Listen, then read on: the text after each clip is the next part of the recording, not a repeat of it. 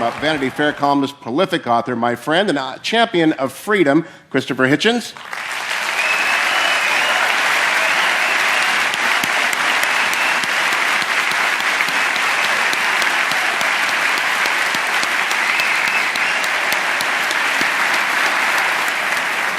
And from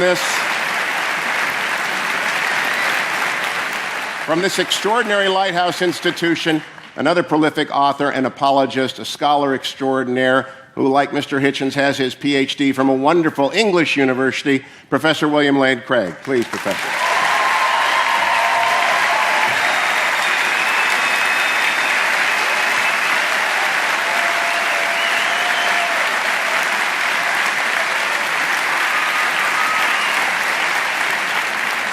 It's a very structured debate according to classical lines until the questions at the end. We begin with an opening argument, 20 minutes, to Professor Craig. Professor?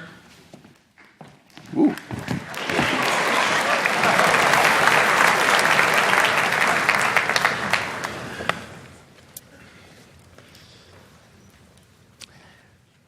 Good evening. I am very excited to be participating in this debate tonight. Jan and I used to sit in those very bleachers right over there watching our son John run up and down this court as a forward on the Biola Eagles. And so I feel like I'm playing on the home court tonight. And I want to commend Mr. Hitchens for his willingness to come into this den of lambs and to defend his views tonight. On the other hand, if I know Biola students, I suspect that a good many of you, when you came in tonight, said to yourself, I'm going to check my own views at the door, and I'm going to assess the arguments as objectively as possible. I welcome that challenge. You see, the question of God's existence is of interest not only to religion, but also to philosophy. Now, Mr. Hitchens has made it clear that he despises and disdains religion, but presumably he is not so contemptuous of philosophy. Therefore, as a professional philosopher, I'm going to approach tonight's question philosophically, from the standpoint of reason and argument. I'm convinced that there are better arguments for theism than for atheism. So, in tonight's debate, I'm going to defend two basic contentions. First, that there's no good argument that atheism is true. And secondly, that there are good arguments that theism is true. Now, notice carefully the circumscribed limits of those contentions.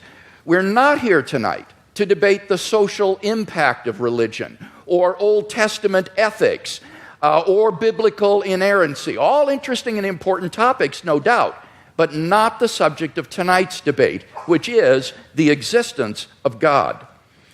Consider then my first contention, that there's no good argument that atheism is true. Atheists have tried for centuries to disprove the existence of God, but no one's ever been able to come up with a successful argument. So, rather than attack straw men at this point, I'll just wait to hear Mr. Hitchens present his arguments against God's existence, and then I'll respond to them in my next speech. In the meantime, let's turn to my second main contention, that there are good arguments that theism is true. On your program insert, I outlined some of those arguments. Number one, the cosmological argument. The question of why anything at all exists is the most profound question of philosophy. The philosopher Derek Parfit says, no question is more sublime than why there is a universe, why there is anything, rather than nothing. Typically, atheists have answered this question by saying that the universe is just eternal and uncaused. But there are good reasons, both philosophically and scientifically, to think that the universe began to exist. Philosophically, the idea of an infinite past seems absurd. Just think about it. If the universe never began to exist, that means that the number of past events in the history of the universe is infinite. But mathematicians recognize that the existence of an actually infinite number of things leads to self-contradictions. For example, what is infinity minus infinity? Well, mathematically, you get self-contradictory answers. This shows that infinity is just an idea in your mind, not something that exists in reality. David Hilbert, perhaps the greatest mathematician of the 20th century, wrote, "The infinite is nowhere to be found in reality. It neither exists in nature nor provides a legitimate basis for rational thought. The role that remains for the infinite to play is solely that of an idea." But that entails that since past events are not just ideas, but are real, the number of past events must be finite. Therefore, the series of past events can't go back forever. Rather, the universe must have begun to exist. This conclusion has been confirmed by remarkable discoveries in astronomy and astrophysics. In one of the most startling developments of modern science, we now have pretty strong evidence that the universe is not eternal in the past, but had an absolute beginning about 13 billion years ago in a cataclysmic event known as the Big Bang. What makes the Big Bang so startling is that it represents the origin of the universe from literally nothing. For all matter and energy, even physical space and time themselves, came into being at the Big Bang. As the physicist P.C.W. Davies explains, the coming into being of the universe, as discussed in modern science, is not just a matter of imposing some sort of organization upon a previous incoherent state, but literally the coming into being of all physical things from nothing. Now, this puts the atheist in a very awkward position. As Anthony Kenny of Oxford University urges, a proponent of the Big Bang theory, at least if he is an atheist, must believe that the universe came from nothing and by nothing. But surely that doesn't make sense. Out of nothing, nothing comes. So why does the universe exist instead of just nothing? Where did it come from? There must have been a cause which brought the universe into being. Now, as the cause of space and time, this being must be an uncaused, timeless, spaceless, immaterial being of unfathomable power. Moreover, it must be personal as well. Why? Because the cause must be beyond space and time. Therefore, it cannot be physical or material. Now, there are only two kinds of things that fit that description. Either an abstract object, like numbers, or else a personal mind. But abstract objects can't cause anything. Therefore, it follows that the cause of the universe is a transcendent, intelligent mind. Thus, the cosmological argument gives us a personal creator of the universe. 2, the teleological argument.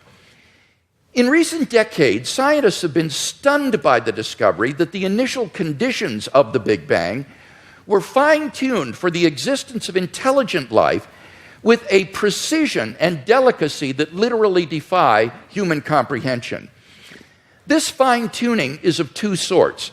First, when the laws of nature are expressed as mathematical equations, you find appearing in them certain constants, like the gravitational constant. These constants are not determined by the laws of nature. The laws of nature are consistent with a wide range of values for these constants. Second, in addition to these constants, there are certain arbitrary quantities put in as initial conditions on which the laws of nature operate. For example, the amount of entropy or the balance between matter and antimatter in the universe. Now, all of these constants and quantities fall into an extraordinarily narrow range of life-permitting values. Were these constants or quantities to be altered by less than a hair's breadth, the balance would be destroyed and life would not exist. To give just one example, the atomic weak force, if it were altered by as little as 1 part out of 10 to the 100th power, would not have permitted a life-permitting universe. Now, there are 3 possible explanations of this remarkable fine-tuning: physical necessity, chance, or design. Now, it can't be due to physical necessity because the constants and quantities are independent of the laws of nature. In fact, string theory predicts that there are around 10 to the 500th power different possible universes consistent with nature's laws. So could the fine-tuning be due to chance? Well, the problem with this alternative is that the odds against the fine-tunings occurring by accident are so incomprehensibly great that they cannot be reasonably faced. The probability that all the constants and quantities would fall by chance alone into the infinitesimal life-permitting range is vanishingly small. We now know that life-prohibiting universes are vastly more probable than any life-permitting universe. So if the universe were the product of chance, the odds are overwhelming that it would be life-prohibiting. In order to rescue the alternative of chance, its proponents have therefore been forced to resort to a radical metaphysical hypothesis, namely that there exists an infinite number of randomly ordered, undetectable universes composing a sort of world ensemble or multiverse of which our universe is but a part. Somewhere in this infinite world ensemble, finely tuned universes will appear by chance alone, and we happen to be one such world. Now, wholly apart from the fact that there's no independent evidence that such a world ensemble even exists, the hypothesis faces a devastating objection. Namely, if our universe is just a random member of an infinite world ensemble, then it is overwhelmingly more probable that we should be observing a much different universe than what we in fact observe. Roger Penrose has calculated that it is inconceivably more probable that our solar system should suddenly form through a random collision of particles than that a finely tuned universe should exist. Penrose calls it utter chicken feed by comparison. So, if our universe were just a random member of a world ensemble, it is inconceivably more probable that we should be observing an orderly region no larger than our solar system. Observable universes like those are simply much more plenteous in the world ensemble than finely tuned worlds like ours, and therefore ought to be observed by us. Since we do not have such observations, that fact strongly disconfirms the multiverse hypothesis. On atheism, at least, then, it is highly probable that there is no world ensemble. The fine-tuning of the universe is therefore plausibly due neither to physical necessity nor to chance. It therefore follows logically that the best explanation is design. Thus, the teleological argument gives us an intelligent designer of the cosmos. 3, the moral argument. If God does not exist, then objective moral values do not exist. By objective moral values, I mean moral values which are valid and binding, whether we believe in them or not. Many theists and atheists agree that if God does not exist, then moral values are not objective in this way. Michael Ruse, a noted philosopher of science, explains, the position of the modern evolutionist is that morality is a biological adaptation, no less than our hands and feet and teeth. Considered as a rationally justifiable set of claims about an objective something, ethics is illusory. I appreciate that when somebody says, love thy neighbor as thyself, they think they are referring above and beyond themselves. Nevertheless, such reference is truly without foundation. Morality is just an aid to survival and reproduction, and any deeper meaning is illusory. Like Professor Ruse, I just don't see any reason to think that in the absence of God, the morality which has emerged among these imperfectly evolved primates we call Homo sapiens is objective. And here Mr. Hitchens seems to agree with me. He says moral values are just innate predispositions ingrained into us by evolution. Such predispositions, he says, are inevitable for any animal endowed with social instincts. On the atheistic view, then, an action like rape is not socially advantageous, and so in the course of human development has become taboo. But that does absolutely nothing to prove that rape is really morally wrong. On the atheistic view, there's nothing really wrong with raping someone. But the problem is that objective values do exist, and deep down we all know it. In moral experience, we apprehend a realm of objective moral goods and evils. Actions like rape, cruelty, and child abuse aren't just socially unacceptable behavior, they're moral abominations. Some things, at least, are really wrong. Similarly, love, equality, and self-sacrifice are really good. But then it follows logically and necessarily that God exists. Number 4, the resurrection of Jesus. The historical person, Jesus of Nazareth, was a remarkable individual. Historians have reached something of a consensus that the historical Jesus came on the scene with an unprecedented sense of divine authority, the authority to stand and speak in God's place. He claimed that in himself the kingdom of God had come, and as visible demonstrations of this fact, he carried out a ministry of miracle working and exorcisms. But the supreme confirmation of his claim was his resurrection from the dead. If Jesus did rise from the dead, then it would seem that we have a divine miracle on our hands and thus evidence for the existence of God. Now, most people probably think that the resurrection of Jesus is something you just believe in by faith or not. But there are actually 3 established facts recognized by the majority of New Testament historians today, which I believe are best explained by the resurrection of Jesus. Fact number 1, on the Sunday after his crucifixion, Jesus' tomb was discovered empty by a group of his women followers. According to Jakob Kramer, an Austrian specialist, by far most scholars hold firmly to the reliability of the biblical statements about the empty tomb. Fact number 2, on separate occasions, different individuals and groups experienced appearances of Jesus alive after his death. According to the prominent New Testament critic Gerd Ludemann, it may be taken as historically certain that the disciples had experiences after Jesus' death in which Jesus appeared to them as the risen Christ. These appearances were witnessed not only by believers, but also by unbelievers, skeptics, and even enemies. Fact number 3, the original disciples suddenly came to believe in the resurrection of Jesus, despite having every predisposition to the contrary.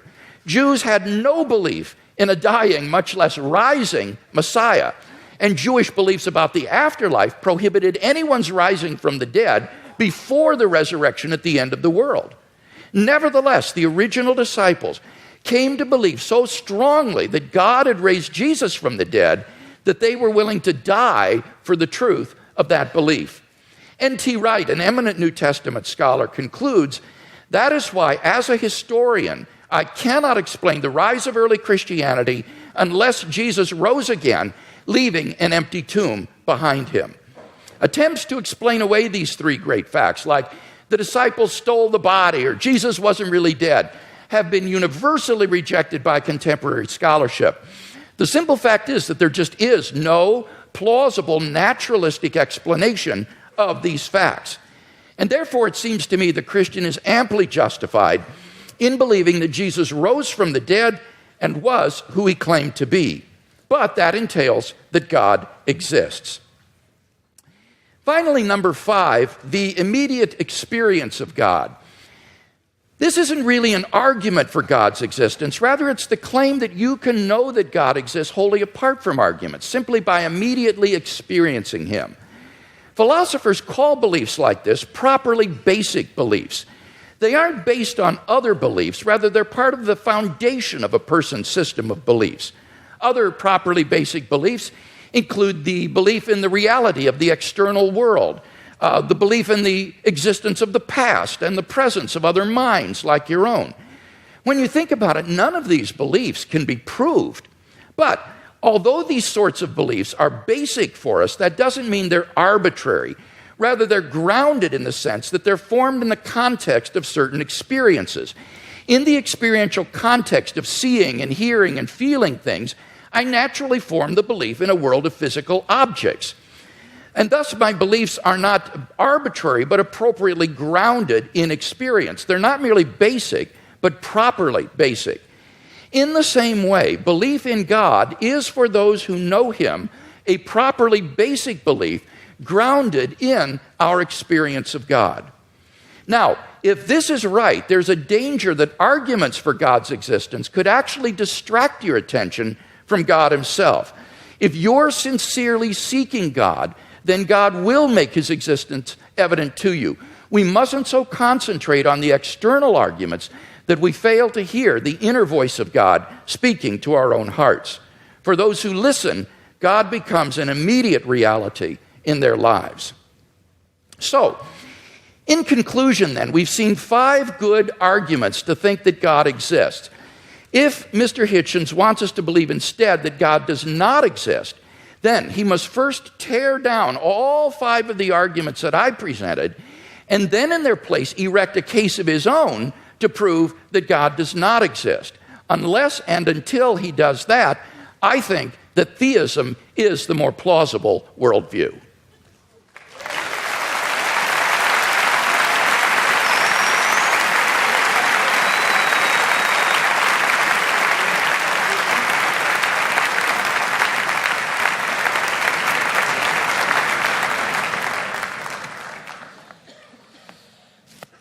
Well, am I audible? Am I audible to all? Yes. Well, ladies and gentlemen, brothers and sisters, comrades, friends, thanks for coming out, as Senator Larry Craig actually did say at his press conference. Thank you, Mr. Hewitt and Dr. Craig, for being among the very many Christians who have so generously and hospitably and warmly taken me up on the challenge I issued when I started my little book tour and welcomed me to your places to have this most important of all discussions. I can't express my gratitude enough. And thanks to the very nice young ladies who I ran into at the Elephant Bar this afternoon, where I hadn't expected a posse of Biola students to be on staff, but where I thought, God, they're everywhere now.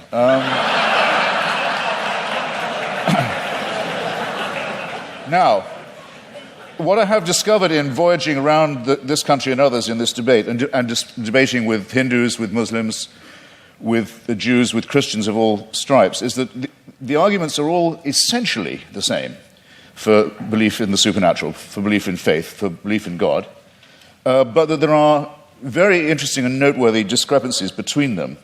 And one that I want to call attention to at the beginning of this evening is between those like my friend Doug Wilson, with whom I've now done a book of argument about Christian apologetics, who would call himself a presuppositionalist, in other words, for whom really it's only necessary to discover the workings of God's will in the cosmos, and to assume that the truth of Christianity is already proven, and what are called, and they include Dr. Craig with great honor and respect in this, the evidentialists.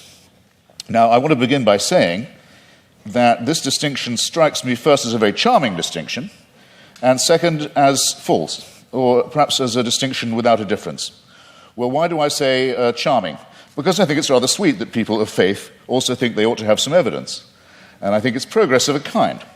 After all, if we had been having this debate in the mid-19th century, Professor Craig or his equivalent would have known little or probably nothing about the laws of physics and biology. Maybe even less than I know now, which is to say quite a lot in its way. And they would have grounded themselves, or he would have grounded himself, on faith, on Scripture, on revelation, on the prospect of salvation, on the means of grace, and the hope of glory, and perhaps on Paley's natural theology. Paley, who had the same rooms, or had the same rooms later occupied by Charles Darwin, in Cambridge, with its watchmaker theory of design that I know I don't have to expound to you, but which briefly suggests that if an Aborigine is walking along a beach and finds a gold watch ticking, he knows not what it's for, or where it came from, or who made it, But he knows it's not a rock, he knows it's not a vegetable, he knows it must have had a designer. The paley analogy held for most Christians for many years because they were willing to make the assumption that we were mechanisms and that therefore there must be a watchmaker. But now that it's been, here's where the presuppositionalist versus evidentialist dichotomy begins to kick in. Now it's been rather painstakingly and elaborately demonstrated to the satisfaction of most people, I don't want to just use arguments from authority, but it's not very much contested anymore, that we are not designed as creatures, but that we evolved by a rather laborious combination of random mutation and natural selection into the species that we are today. It is, of course, open to the faithful to say that all this was, now that they come to know it, now that it becomes available to everybody, now that they think about it, and now that they've stopped opposing it or trying to ban it, then they can say, actually, on second thought, the evolution was all part of the design. Well, as you will recognize, ladies and gentlemen, there are some arguments I can't be expected to refute or rebut because there's no way around that argument. I mean, if everything, including evolution, which isn't a design, is nonetheless part of a divine design, then all the advantage goes to the person who's willing to believe that. That cannot be disproved. But it does seem to me a very poor and very weak argument because the test of a good argument is that it is falsifiable, not that it's unfalsifiable. So this tactic or this style of argument, which we've had some evidence of this evening, I would rebaptize, or might I dare say I would rechristen it, as retrospective evidentialism. In other words, everything can, in due time, if you have enough faith, be made to fit. And you too are all quite free to believe that a sentient creator deliberately, consciously put himself or herself or itself to the trouble of going through huge epochs of birth and death of species over eons of time, in which 99%, in the course of which at least 99.9% of all species, all life forms ever to have appeared on Earth have become extinct, as we nearly did as a species ourselves. I invite you to look up the very alarming and beautiful and brilliant account by the National Geographic's coordinator of the Genome Project. By the way, you should send in your little sample from the inside of your cheek and have your African ancestry traced. It's absolutely fascinating to follow the mitochondrial DNA that we all have in common and that we have in common with other species, other primates, and other life forms, and find out where in Africa you came from. But there came a time, probably about 180,000 years ago, when, due to a terrible climatic event, probably in Indonesia, an appalling global warming crisis occurred. And the estimate is that the number of humans in Africa went down to between 40 and 30,000. This close, think about fine-tuning, this close to joining every other species that had gone extinct. And that's our Exodus story, is that somehow, we don't know how, because it's not written in any scripture, it's not told in any book, it's not part of any superstitious narrative, but somehow the escape from Africa to cooler latitudes was made. But that's how close it was. You have to be able to imagine that all this mass extinction and death and randomness is the will of a being. You are absolutely free to believe that if you wish. And all of this should happen so that one very imperfect race of evolved primates should have the opportunity to become Christians or to turn up at this gym tonight. That all of that was done with us in view. It's a curious kind of solipsism. It's a curious kind of self-centeredness. I was always brought up to believe that Christians were modest and humble and comported themselves with due humility. And there's a certain arrogance to this assumption that all of this extraordinary development was all about us. And we were the intended and designed result, and everything else was in the discard. The tremendous wastefulness of it, the tremendous cruelty of it, the tremendous caprice of it, the tremendous tinkering and incompetence of it, never mind. At least we're here, and we can be people of faith. It doesn't work for me, I have to simply say that, and I think there may be questions of psychology involved in this as well. Believe it if you can. I can't stop you. Believe it if you like. You're welcome. It's obviously impossible, as I said before, to disprove, and it equally obviously helps you to believe it if, as we all are, you're in the happy position of knowing the outcome. In other words, we are here, but there's a fallacy lurking in there somewhere too. Is there not? Now, it's often said, it was said tonight, and Dr. Craig said it in print, that atheists think they can prove the non-existence of God. This, in fact, very slightly but crucially misrepresents what we've always said. There's nothing new about the new atheists, it's just we're recent. There's nothing particularly new. Dr. Victor Stenger, a great scientist, has written a book called The Failed Hypothesis, which he says he thinks that science can now license the claim that there definitely is no God, but he's unique in that and I think very bold and courageous. Here's what we argue. We argue quite simply that there's no plausible or convincing reason, certainly no evidential one, to believe that there is such an entity and that all observable phenomena, including the cosmological one to which I'm coming, are explicable without the hypothesis. You don't need the assumption. And this objection itself, our school falls into at least two, perhaps three sections. There's no such thing, no such word, though there should be, as adeism or as being an adeist, but if there was one, I would say that's what I was. I don't believe that we are here as the result of a design, or that by making the appropriate propitiations and adopting the appropriate postures and following the appropriate rituals, we can overcome death. I don't believe that, and for a priori reasons, don't.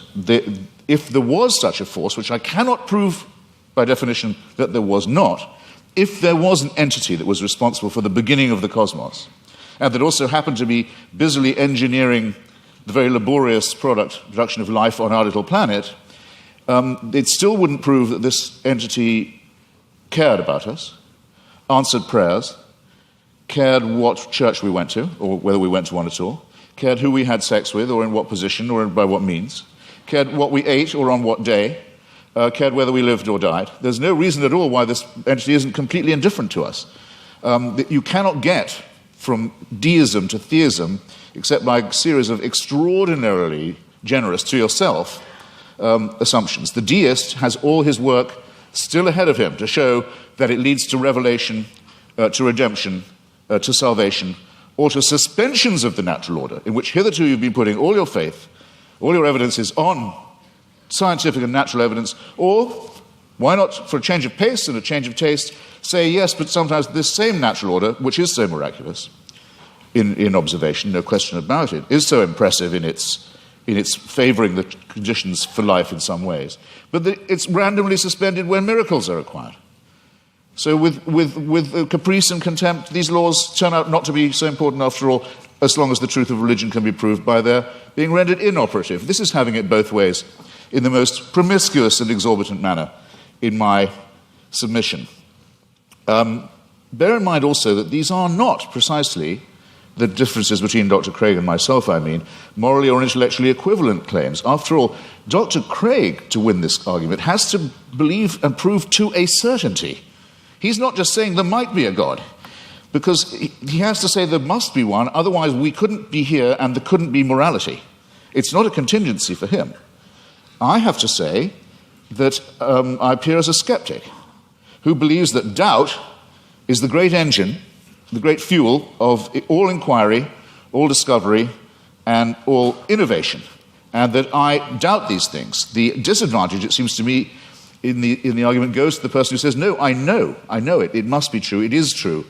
We are too early in the study of physics and biology, it seems to me, to be dealing in certainties of that kind, especially when the stakes are so high. It seems to me, to put it in a condensed form, extraordinary claims, such as the existence of a divine power with a son who cares enough to come and redeem us, extraordinary claims require truly extraordinary evidence. I don't think any of the evidence we heard from Dr. Craig, brilliantly marshaled as it was extraordinary enough to justify the extreme claims that are being made and backed by it. Hypocrisy, said La Rochefoucauld, is the compliment that vice pays to virtue. Retrospective evidentialism strikes me in something of the same sort of light. It's a concession made to the need for fact. Maybe we better have some evidence to go along with our faith. But look at what Dr. Craig says in his book. He says, I'll quote directly, he says, should a conflict arise between the witness of the Holy Spirit to the fundamental truth of the Christian faith and beliefs based on argument and evidence, then it is the former which must take precedence over the latter. He adds not vice versa, but a good editor, I think, would have told you, you don't have to put the vice versa in. It's clear enough as it is. I'll say it again. Should a conflict arise between the witness of the Holy Spirit to the fundamental truth of the Christian faith and beliefs based on argument and evidence, then it's the former which must take precedence over the latter. That's not evidentialism. That's just faith. It's a priori belief. It's rephrased in another edition. It says, therefore, the role of rational argumentation in knowing Christianity to be true is the role of a servant. A person knows Christianity is true because the Holy Spirit tells him it is true. And while argument and evidence can be used to support this conclusion, they cannot legitimately overrule it. Now, then he goes on to say, the Bible says all men are without excuse. Even those who are given no reason to believe, and many persuasive reasons to disbelieve, have no excuse, because the ultimate reason they do not believe is that they have deliberately rejected God's Holy Spirit. That would have to be me. But you see where this lands you, ladies and gentlemen, with the Christian apologetic. You're told you're a miserable sinner who is without excuse. You've disappointed your God who made you, and you've been so ungrateful as to rebel. You're contemptible, you're worm-like, but you can take heart. The whole universe was designed with just you in mind. These two claims are not just mutually exclusive, but I think they're intended to compensate each other's cruelty and ultimately absurdity. In other words, evidence is an occasional convenience. Seek and ye shall find. I remember being told that in church many a time as a young lad. Seek and ye shall find. I thought it was a sinister injunction because it's all too likely to be true. We are pattern-seeking mammals and primates. If we can't get good evidence, we'll go for junk evidence. If we can't get a real theory, we'll go with a conspiracy theory. You see it all the time. Religion's great strength is that it was the first of our attempts to explain reality, to make those patterns take some kind of form. It deserves credit. It was our first attempt at astronomy, our first attempt at cosmology, in some ways our first attempt at medicine, our first attempt at literature, our first attempt at philosophy. Good. While there was nothing else, it had many functional uses of that kind. Never mind that they didn't know that germs cause disease. Maybe evil spirits cause disease. Maybe disease is a punishment. Never mind that they believed in astrology rather than astronomy. Even Thomas Aquinas believed in astrology. Never mind that they believed in devils. Never mind that things like volcanic eruptions, earthquakes, tidal waves were thought of as punishments, not as natural occurrences on the cooling crust of a planet. The pattern seeking has gone too far. And it's gone, I think, much too far with what was until recently thought of as Christianity's greatest failure, greatest of all failures, cosmology, the one thing Christianity knew nothing about and taught the most abject nonsense about. For most of its lifetime, Christianity taught that the earth itself was the center of the universe, and we had been given exclusive dominion as a species over it. It could not have been more wrong. How are we going to square the new cosmology, the fantastic new discoveries in physics with the old dogmas? Well, one is the idea of this fine-tuning, about which I've only left myself 3.5 minutes. I'll have to refer some of this to later in the discussion.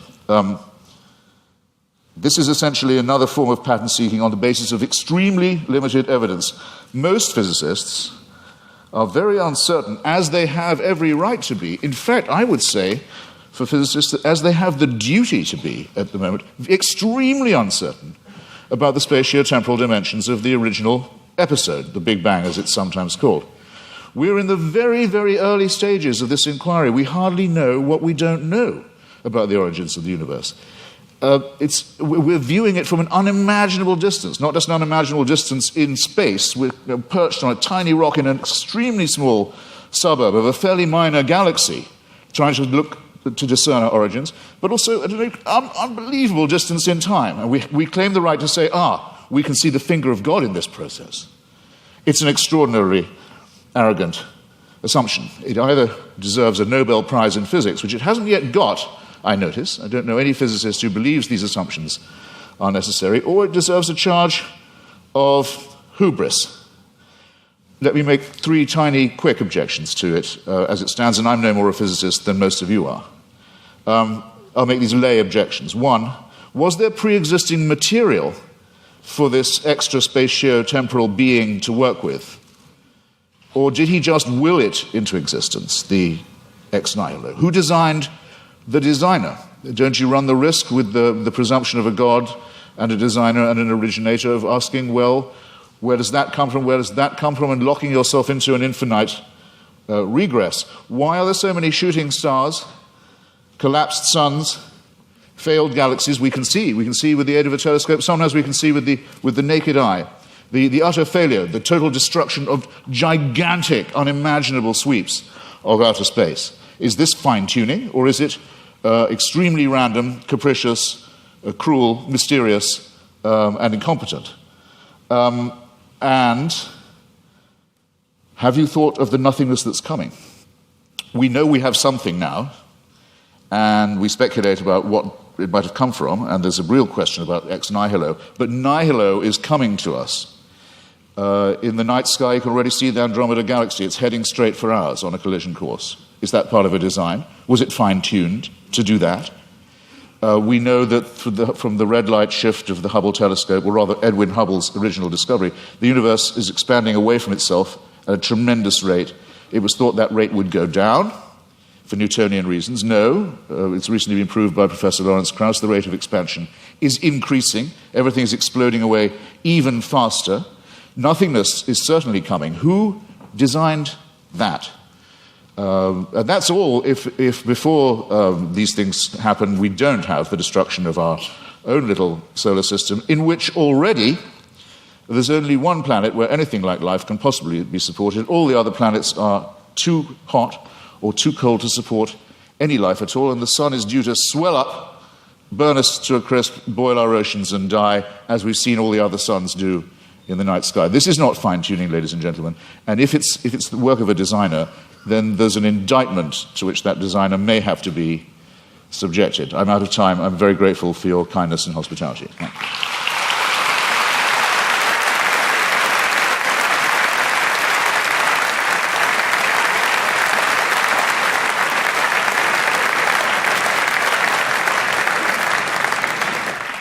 Dr. Craig, a 12-minute rebuttal.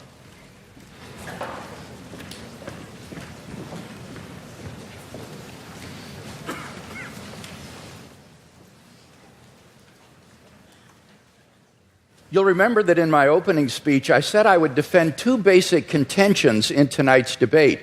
First, that there's no good argument that atheism is true.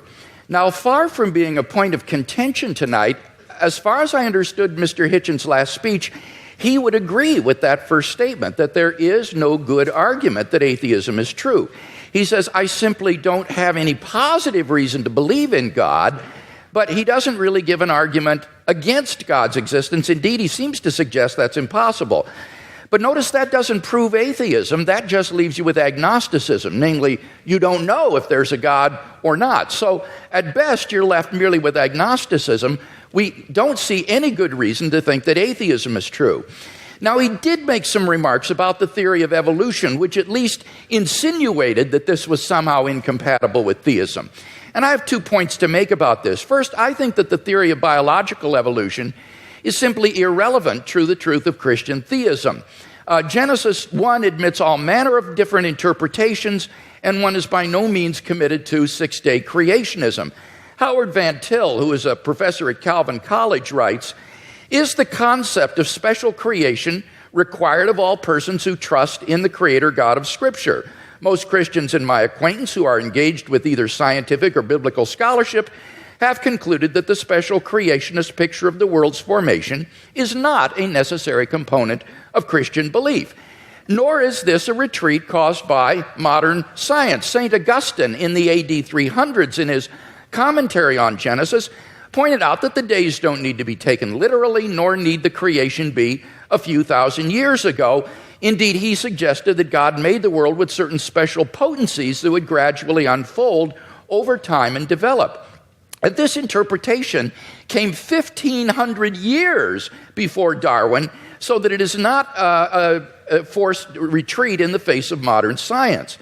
So any doubts that I would have about the theory of biological evolution would be not biblical, but rather scientific.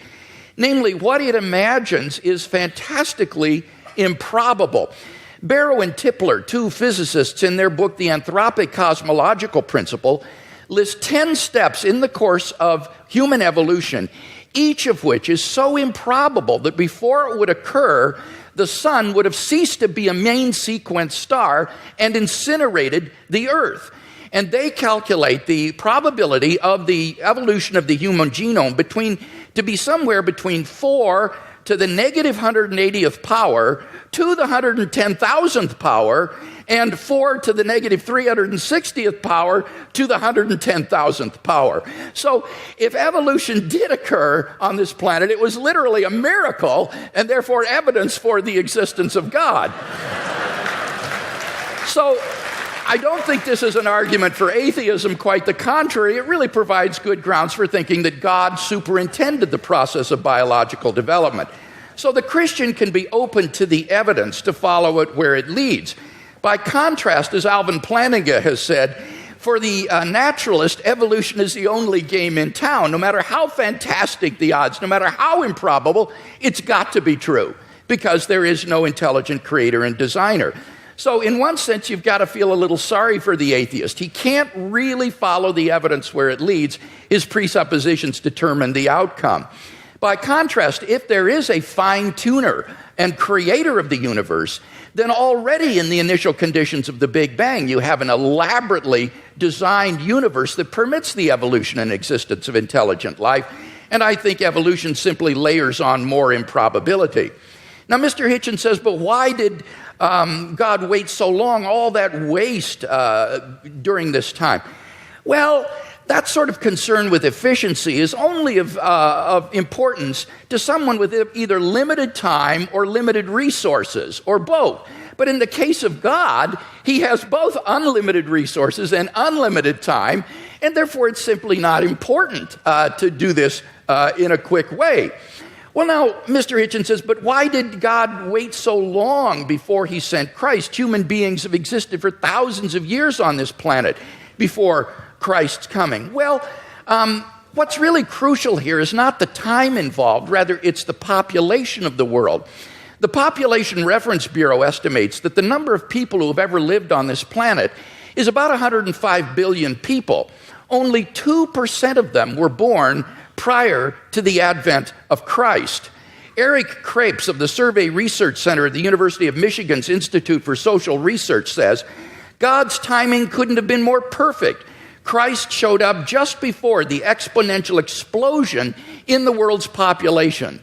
The Bible says in the fullness of time, God sent forth his Son.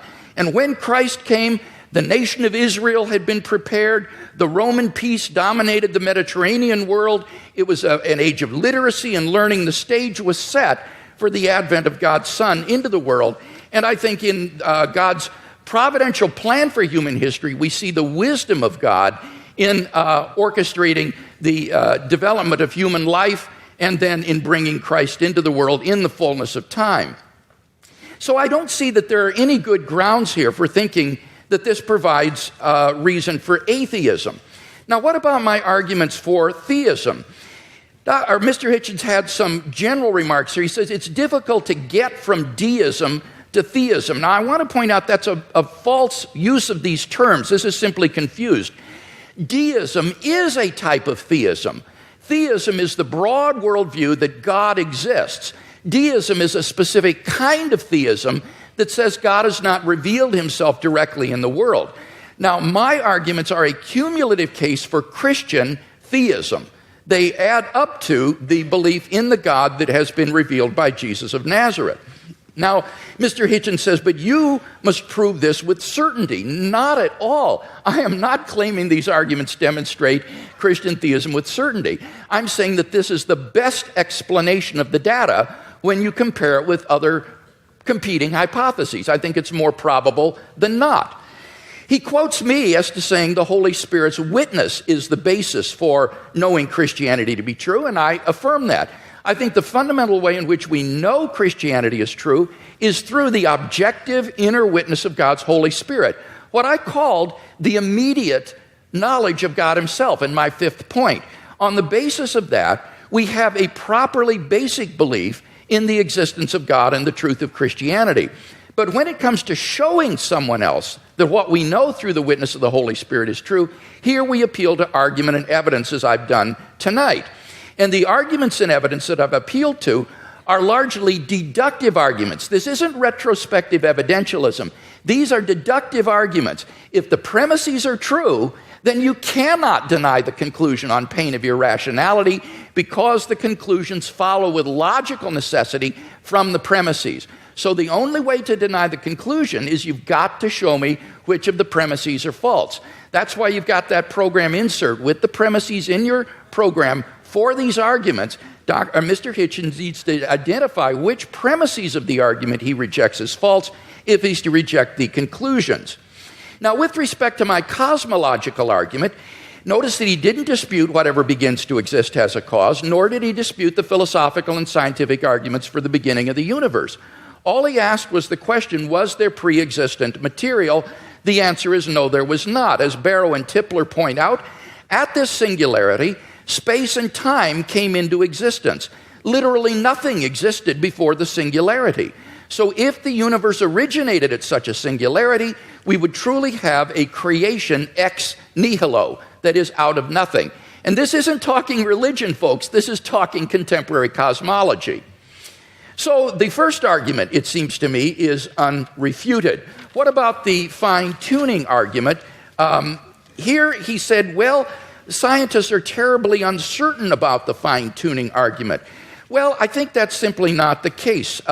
Sir Martin Rees, the Royal Astronomer Royal of Great Britain, has said, the laws governing our universe appear to be finely tuned for our existence. Everywhere you look, there are yet more examples. Wherever physicists look, they see examples of fine-tuning. Ernest McMullen, philosopher of science, says it seems safe to say that later theory, no matter how different it may be, will turn up approximately the same numbers. And the numerous constraints that have to be imposed on these numbers seem both too specific and too numerous to evaporate entirely. So that it's very unlikely that this fine-tuning is going to vanish or be explained away. Now, Mr. Hitchens responds, but we're headed toward nothingness. We're ultimately going to be doomed, and therefore the universe is not designed. Well, now, this is not a very powerful objection. The temporal duration of something is irrelevant to whether it's been designed. The products of human intelligence and engineering, like computers and automobiles, will eventually decay and cease to exist, but that doesn't mean they weren't designed. I think the real objection he's getting at here is why would God create mankind only to have it go extinct? But of course, you see, on the Christian view, that's false. That is an atheistic assumption. On the Christian view, life does not end at the grave, and God has given assurance of this by raising Jesus from the dead. So the objection simply has no purchase against Christian theism. So it seems to me that the fine-tuning argument is also unrefuted. What about the moral argument? We saw that without God, there are no objective moral values. Mr. Hitchens agrees with this, and yet he himself affirms over and over again moral statements, like the moral reprobation of religious intolerance and violence in the name of religion. So he does affirm objective values, but without any basis for it. What I can offer him as a theist is a transcendent basis for the objective moral values and duties that we both want to affirm. Fourthly, the resurrection of Jesus. Again, there was no response to this. Let me simply quote N.T. Wright in his recent study of the resurrection. He says that the empty tomb and the appearances of Jesus have a historical probability so high as to be virtually certain, like the death of Augustus in AD 14 or the fall of Jerusalem in AD 70. So we are on very solid ground in affirming these three facts that I mentioned in my opening speech. And I can't think of any better explanation than the ones that the eyewitness gave, namely that God raised Jesus from the dead. Finally, the immediate experience of God. Unless Mr. Hitchens can show that I'm psychologically deranged or delusional, it seems to me I'm perfectly rational on the basis of my immediate experience of God to believe that God exists and that therefore this for me is a properly basic belief. So I think all of these arguments stand intact despite his refutation. We've seen no argument for atheism, so clearly the weight of the evidence falls on the side of the scale for Christian theism tonight.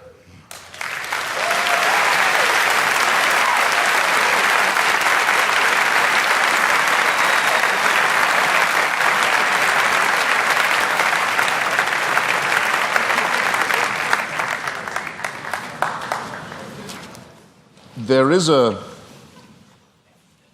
terminological problem here, which may conceal more than just terminological difficulty. The proposition that atheism is true, or that is a misstatement of what I have to prove and what we believe. There's an argument among some of us as to whether we need the word at all. In other words, I don't have a special name for my unbelief in tooth fairies, say, or witches, or in Santa Claus. I just don't think that they're there. I don't have to prove a tooth fairyism. I don't have to prove a Santa Clausism. I don't have to prove a witchism. It's just I have to say I think that those who do believe these things have never been able to make a plausible or intelligible case for doing so.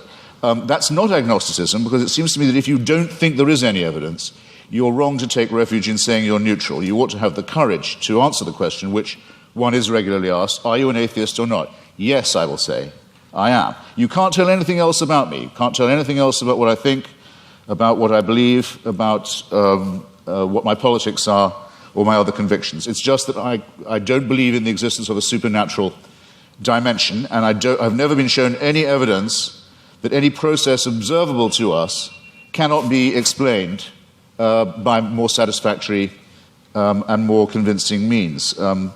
The great physicist Laplace, when showing his working model of the solar system to the Emperor Napoleon, was asked, well, your model seems to have no room for a god in it, for deity. And he said, well, Your Majesty, it still all operates without that assumption. Now, here's what you would have to believe if you thought that this was all designed. Dr. Craig gave a slight parody of what I think about this. It could be true, but you'd have to imagine, let's say the human species has been, Homo sapiens has been with us, some people say as long as 250,000 years, some say 200, some say 100,000. Francis Collins and Richard Dawkins oscillate about this. It's not a very big argument. I'll just take 100,000, if you like. You have to imagine that human beings are born. Well, actually, most of them, a good number of them aren't born. They die in childbirth or don't long outlive it. They're born into a terrifying world of the unknown. Everything is a mystery to them, everything from disease to volcanic eruptions. Everything is, their life expectancy for the first, many tens of thousands of years would be lucky to be in the 20s, probably dying agonizingly over their teeth, poorly evolved as the teeth are, and from other inheritances from being primates, such as the appendix that we don't need, such as the fact that our genitalia appear to have been designed by a committee, other shortcomings of the species, exaggerated by scarcity, by war, by famine, by competition, and so on. And for 98,000 years or so, heaven watches this with complete indifference. And that, we know where your children go to school, by the way. Heaven watches this with total indifference, and then, with 2,000 years to go on the clock, thinks, actually, it's time we intervened. We can't go on like this. Why don't we have someone tortured to death in Bronze Age Palestine? That should teach them. That should give them the chance of redemption. You're free to believe that, but I think the designer who thought of doing it that way was a very cruel, capricious, random, bungling, and incompetent one. The news of this, Dr. Craig talks as if, okay, but since then there have been more people born, so it might have been a good time in terms of population growth. Well, there are a huge number of people in the world who still haven't even heard of this idea. The news hasn't penetrated to them. Or where it has, it's been brought to them by people who Dr. Craig doesn't think of as Christians, such as Mormons, for example. And it's taught to them in many discrepant and competitive and indeed incompatible and violently irreconcilable ways. And there's been a lot of argument in the church and the churches all this time about, well, okay, what is the answer to that? What about all the people who never could have heard the good news, or who never will hear it, or still haven't been reached by it, and who've died not knowing about it? What happens to them? How can they be saved? Well, the argument is that it's all somehow made retrospective. And with so many of these arguments, I just comment on these, well, how convenient. Because if you're willing to make assumptions of this kind, then really evidence is only ancillary.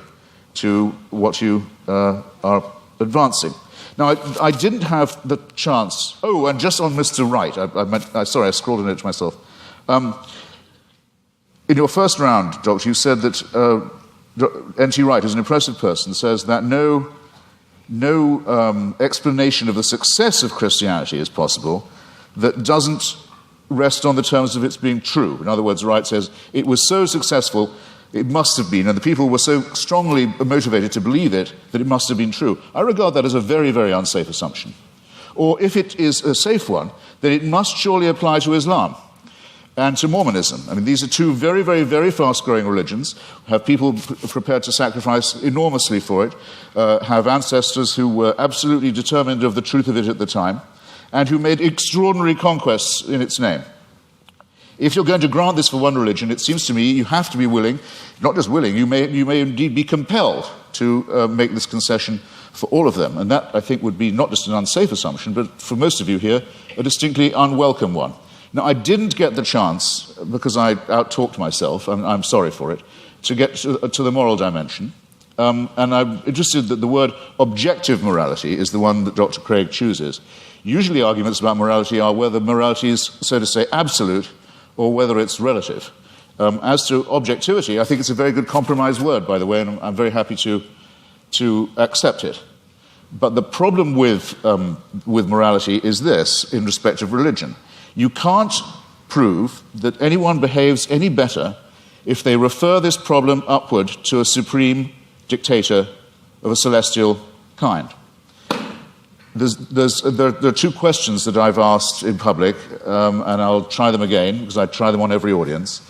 They're very simple ones. First, you have to name for me, or challenges, let's say, rather than questions. You have to name for me an ethical action or an ethical statement, or moral action, moral statement made or undertaken by a believer that I couldn't undertake or say, I couldn't state or do.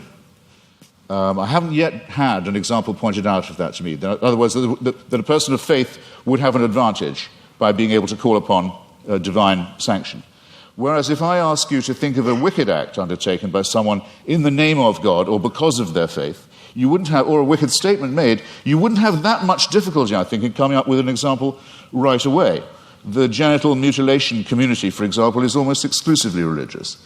The suicide bombing community is almost exclusively religious. There are injunctions for genocide in the Old Testament. There are injunctions and warrants for slavery and racism in the Old Testament too. There's simply no way of deriving morality and ethics from the supernatural. When we come to the question of the absolute, well, the most often cited one is the Golden Rule, the one that almost everyone feels they have in common, the injunction not to do to others as you wouldn't want them to do to you. This doesn't, in fact, come from the Sermon on the Mount or from Christianity, or it doesn't originate with it. It's certainly adumbrated by Rabbi Hillel, a Babylonian rabbi, and it's to be found in the Analects of Confucius too. But it has, since we're talking about objective, relative, and absolute, a crucial weakness in it, unfortunately. We'd like to be able to follow it, but it's only really as good as the person who's uttering it. In other words, if I say, I won't treat you as I don't want you to treat me, what am I to do when confronted with Charles Manson? I want him treated in a way that I wouldn't want to be treated myself. Anything else would surely be completely relativistic. So the argument isn't at all advanced by saying that I couldn't know any of this. I couldn't have any moral promptings. I couldn't decide for myself if I see a pregnant woman being kicked in the stomach, that because she's pregnant, that's obviously worse than if it was just a woman who wasn't pregnant being kicked in the stomach. This is part of my patrimony as a human being. It's part of the essential emotional solidarity that I need to have with my fellow creatures to make us realize that we are brothers and sisters, one with another. We are dependent upon each other. We have duties. We have expectations of one another. And that if we didn't have these and try and fulfill them, we couldn't have got as far as we have. We couldn't have evolved as a species. We couldn't have ever had a society. There's never been a society found where rape and murder and perjury are not condemned. And these moral discoveries long, or absolutes if you want to call them that, long predate the arrival of anything recognizable as monotheism. It's a bit like the argument of free will. People say, well, how do you have free will? Do you think you do have it? Well, it's a very, very difficult subject indeed. Some religions say you don't, in effect, have it. That all is determined by heaven. You're really only a plaything in a larger game.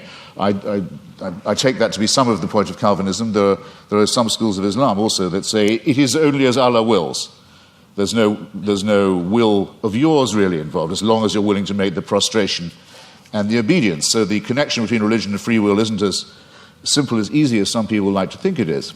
But I would say, yes, I think we have free will. When asked why I think so, I would have to take refuge in philosophical irony and say, because I don't think we have any choice but to have free will. But at least I know at this point that I'm being ironic, and that some of the irony is at my own expense, and it's a risk I have to be willing to run. But the Christian answer is, of course you have free will. The boss insists upon it. This somewhat degrades the freedom and redefines the idea of will. And it seems to me also that there's something degrading in the idea of saying that morality is derived in the same way, that it comes from on high, that we ourselves are not good enough, that we don't have the dignity, we don't have the self-respect, we don't have the character to know a right action or a right statement when we see it or when we want to perform it. It's this servile element in religion. It's not, strictly speaking, the subject of our debate this evening, I know, but I'm damned if I completely forego it.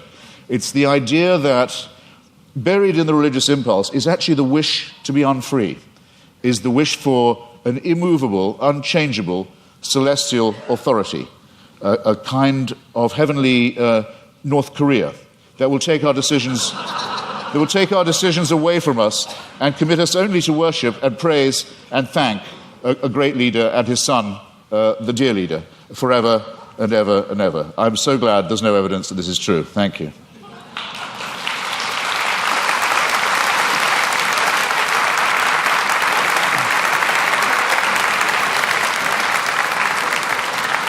We now enter the period of cross-examination, which trial-like allows the questioner to pose and the answer only to answer and not to repeat the question or to dodge. 6 minutes of questions begin to Dr. Craig, followed by 6 minutes of questions to Mr. Hitchens. Dr. Craig, your questions for Mr. Hitchens. All right, let's talk first about whether there are any good arguments to think that atheism is true. Now, it seems to me that you're rather ambivalent here, that you say, you redefine atheism to mean a sort of atheism or non-theism. That's what it means.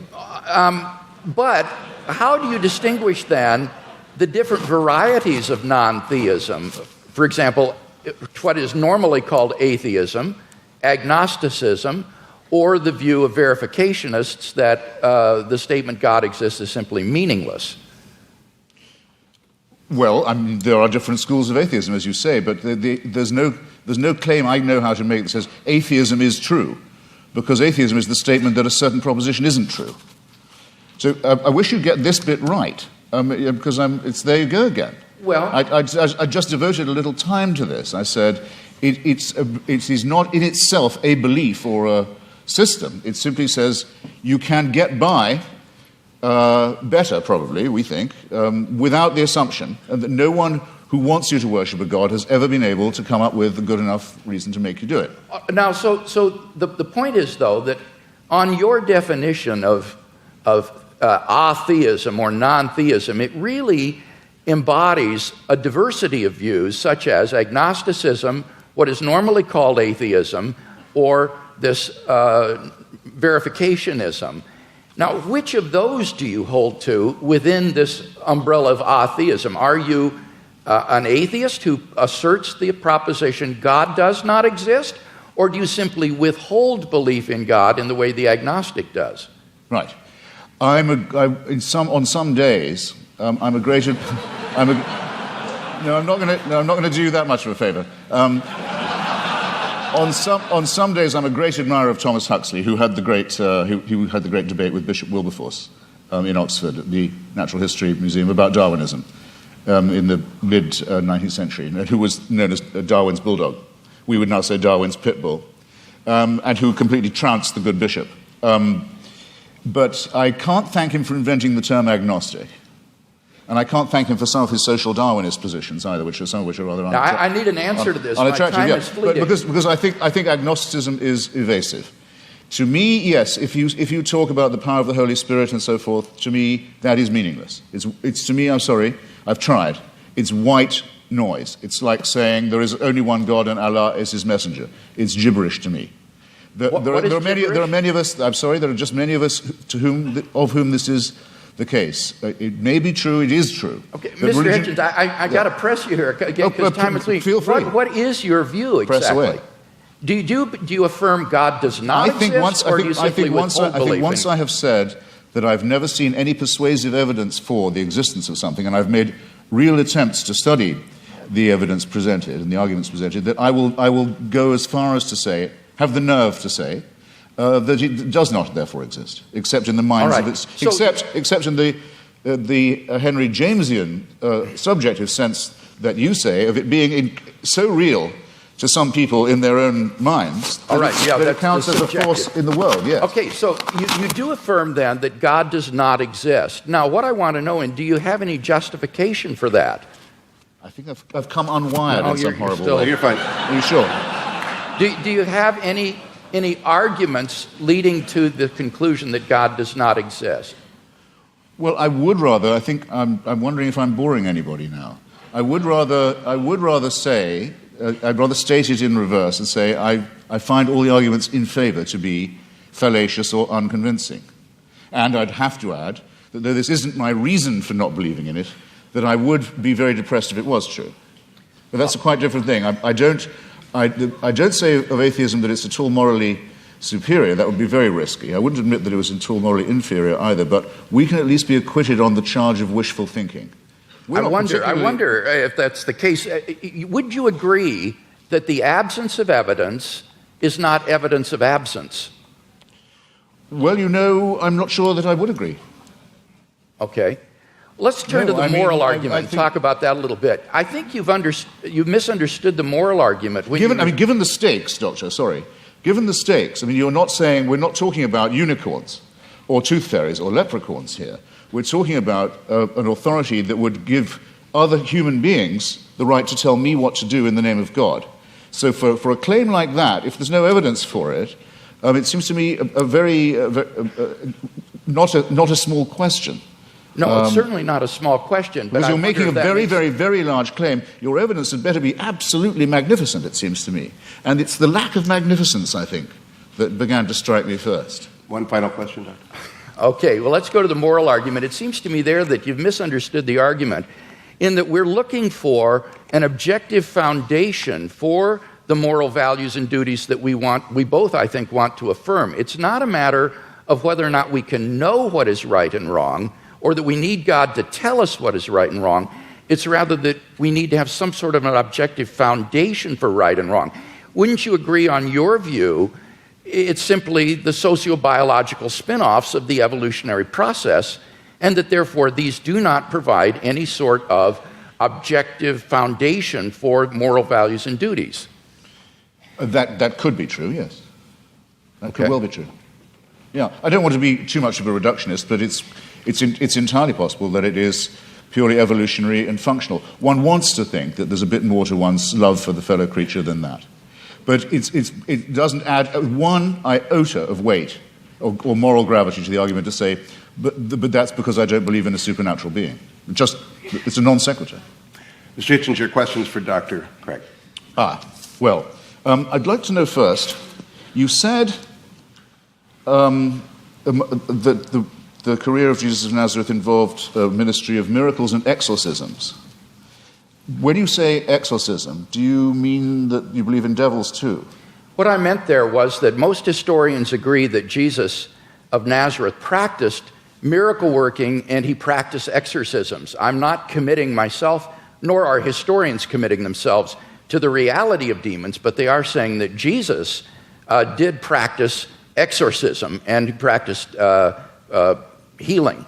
So you believe that Jesus of Nazareth caused devils to leave the body of a madman and go into a flock of pigs that hurled themselves down the Gadarene slopes into the sea? Do I believe that's historical? Yes.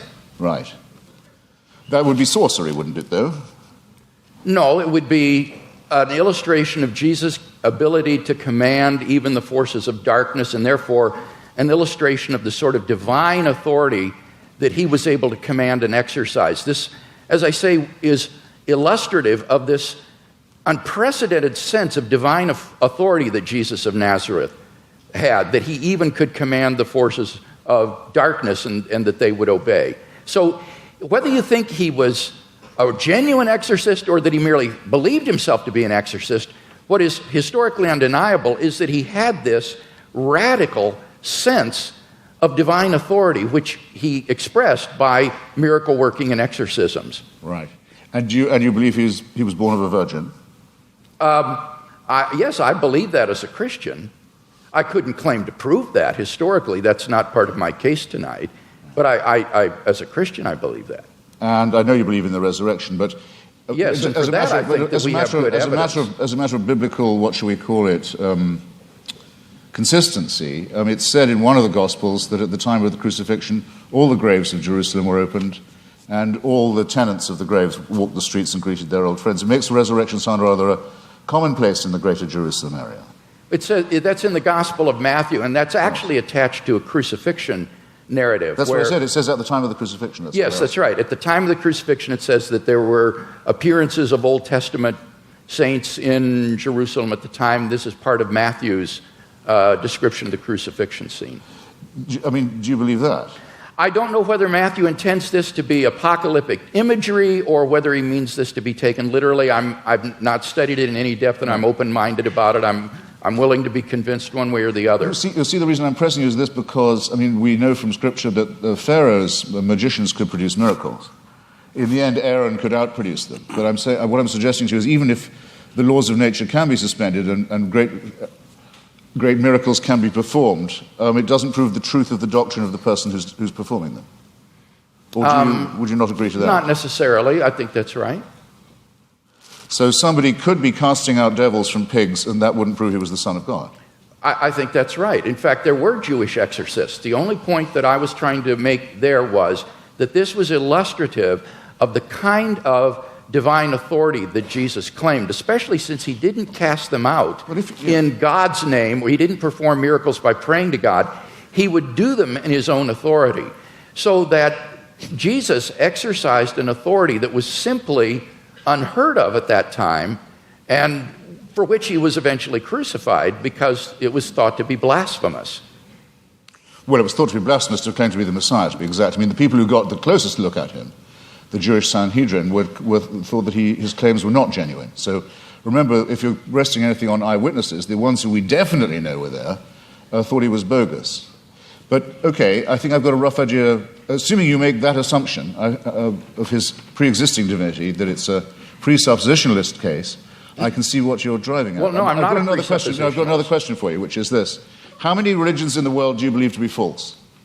I don't know how many religions in the world there are, so I Well, could you name... Right. Fair enough. I'll see if I can't narrow that down. That was a clumsily asked question, I admit. Do you regard any of the world's religions to be false? Excuse me? Do you regard any of the world's religions to be false preaching? Yes, I think, certainly. Would you name one then? Islam. That's quite a lot. Pardon me? That's quite a lot. Yes. Do you think it's moral to preach false religion? No. So religion is responsible for quite a lot of wickedness in the world right there. Certainly. Right. I'd be happy to concede that. I would agree with that. So if I was a baby being born in Saudi Arabia today, would you rather I was me or a Wahhabi Muslim? Would I be? Rather be what? Would you rather it was me? It was an atheist baby or a Wahhabi baby?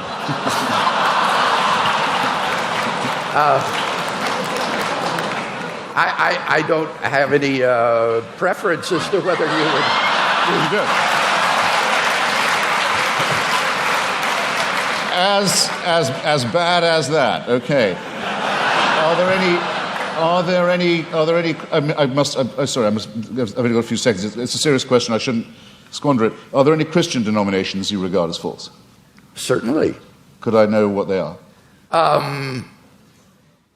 Well, I'm not a Calvinist, for example. I think that certain tenets of Reformed theology are incorrect. I would be more in the Wesleyan camp myself. But these are differences among brethren. These are not differences on which we need to put one another in some sort of a cage. So within the Christian camp, there's a large diversity of perspectives. I'm sure there are views that I hold that are probably false. But I'm trying my best to get my theology straight, trying to do the best job, but I think all of us would recognize that none of us agree on every point of Christian doctrine, on every dot and tittle. Before Mr. Hitchens succeeds in launching another series of religious wars among Christians, let's get to the responses. 7 minutes are each. Dr. Craig, it is your 7 minutes. Okay.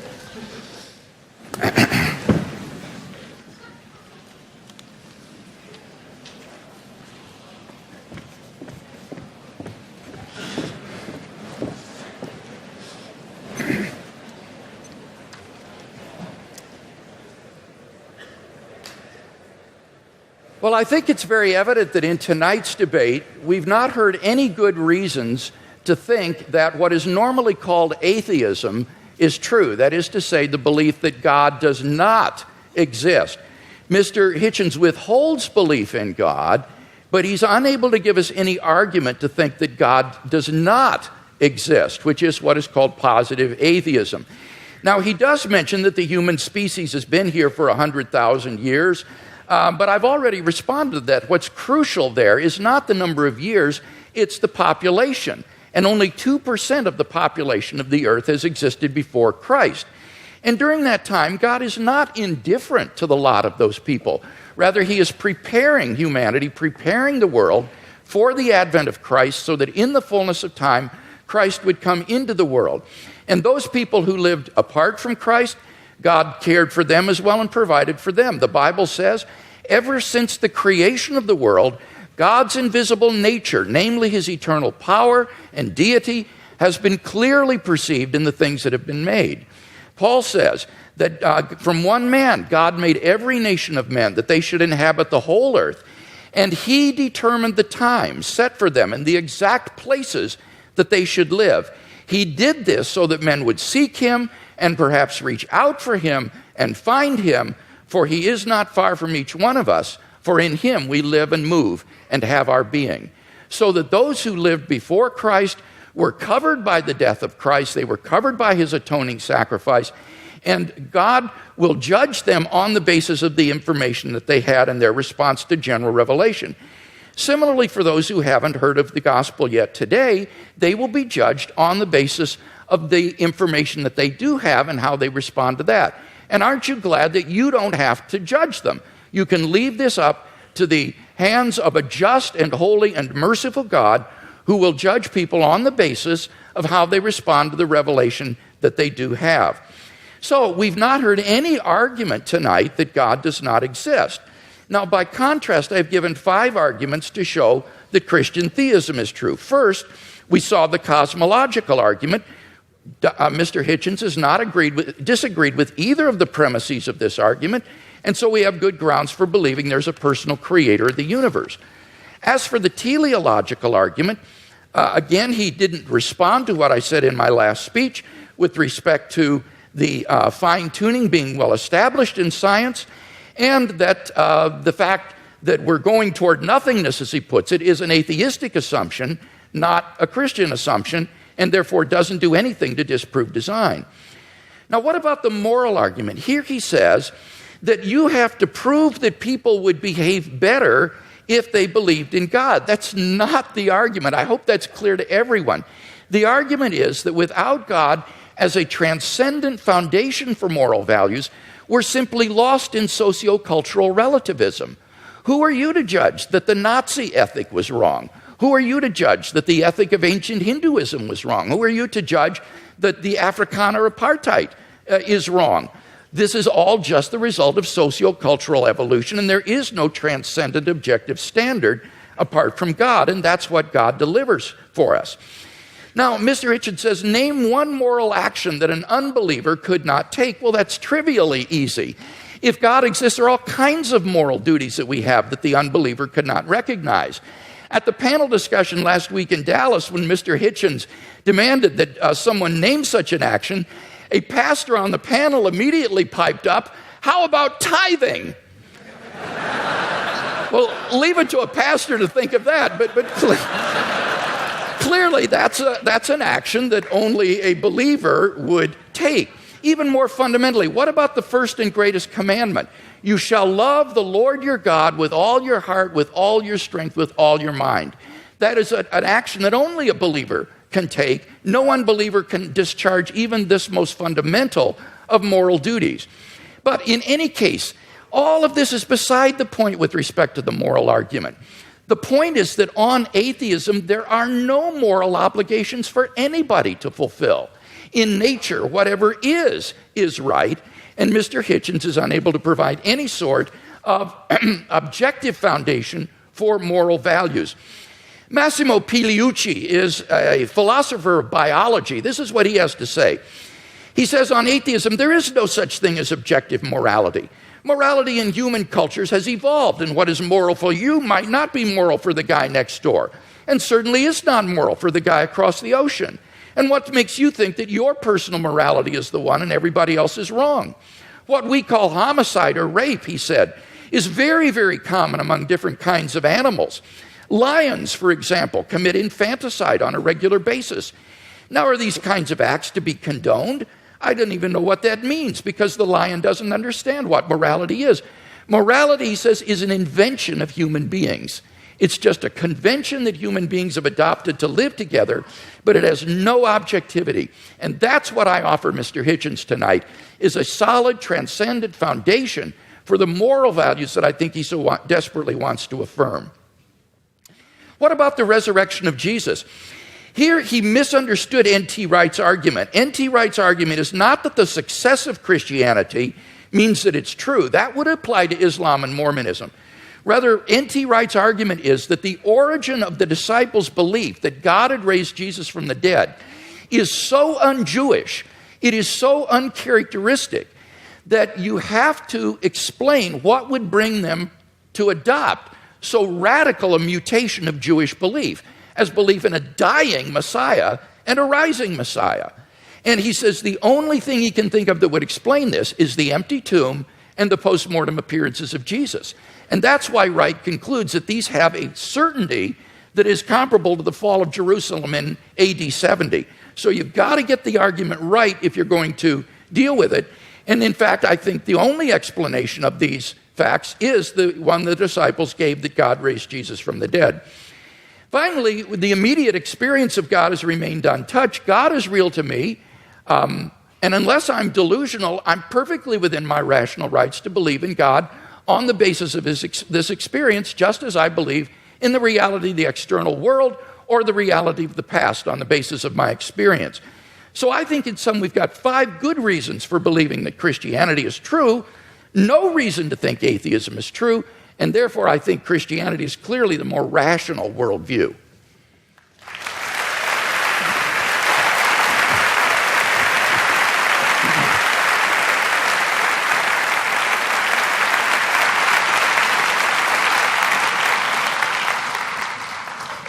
I think it's you'll correct me if I'm wrong, it's Tertullian, isn't it, who says something like, it's variously translated, credo quia absurdum, that the very improbability of the thing, the very unlikelihood of it, the unlikelihood that anyone would fabricate such a thing, for example, that a Jew could be brought to believe something so extraordinary, is testimony to its truth. I'm sure there can't be anyone who doesn't think that's a little too easy, a little too facile. I myself, for example, have followed the career of a woman known vulgarly in the media as Mother Teresa, an Albanian named Agnes Bujashu, a Catholic fanatic operating in the greater Calcutta area.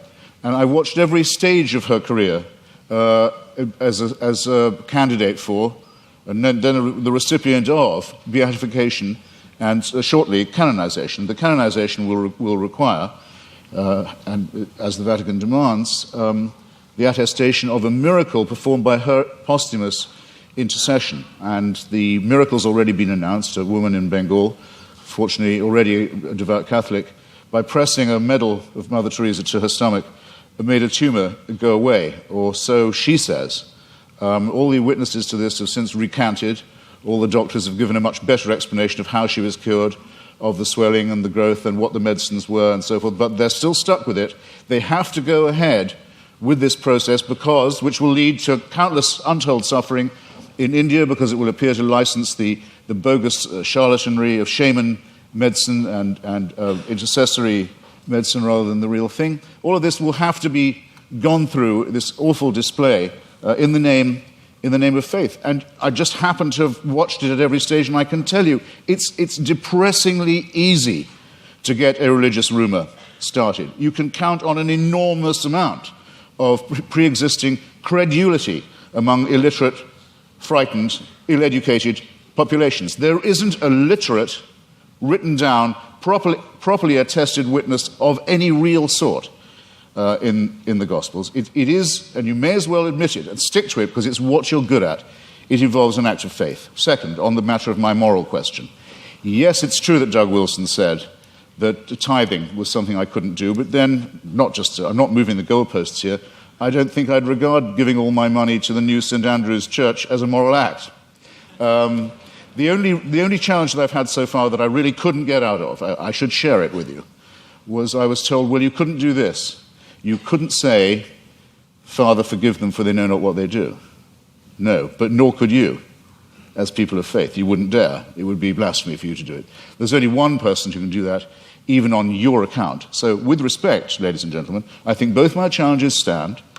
It hasn't been shown that I couldn't be a moral person despite my unbelief, and it has certainly not been demonstrated that unbelief will guarantee you against, the belief will, I'll say it again, that unbelief will ensure you against wickedness.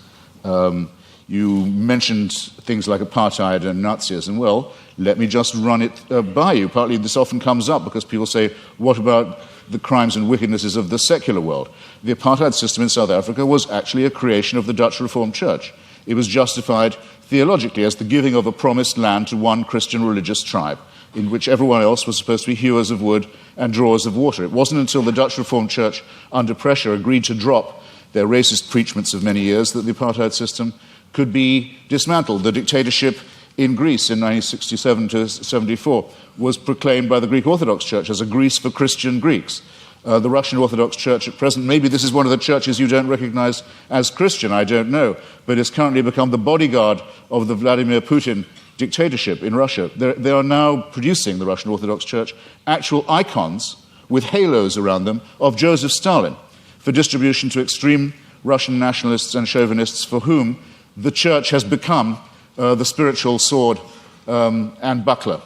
In Nazi Germany, prayers were said every year on the Führer's birthday by order of the churches for his survival and well-being.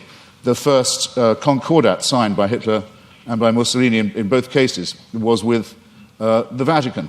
If you take out the word fascist from any account of the 1920s and 30s, any reputable historical account, and you insert the words Christian right wing or actually Catholic right wing, you don't have to change a word of the rest of the sentence. And the third member of the Axis, the Japanese Empire, was led by someone who actually claimed he was himself a god, and to whom everyone in Japan was a serf and had to admit his godhead and divinity. And it was said to all of them, where would we know without the emperor? How would we know what to do?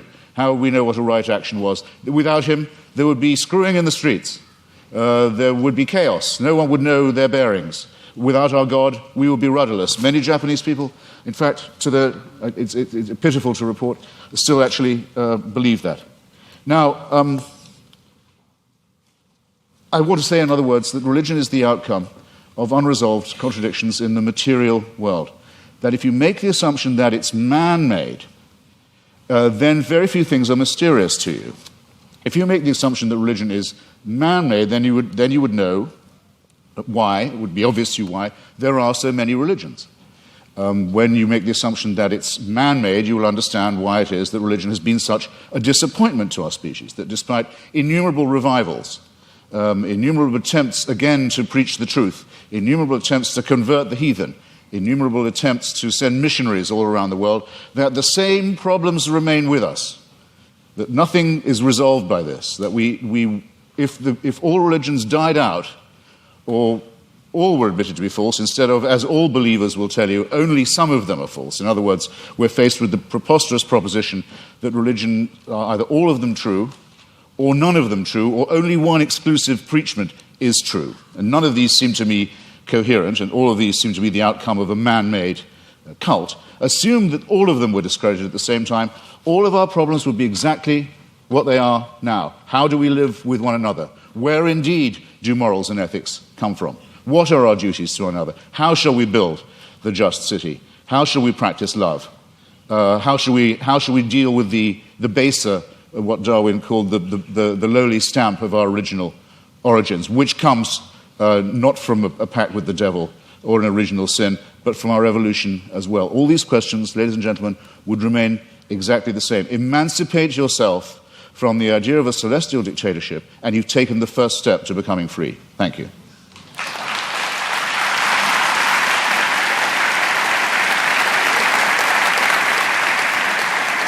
Dr. Craig, your closing argument, 5 minutes.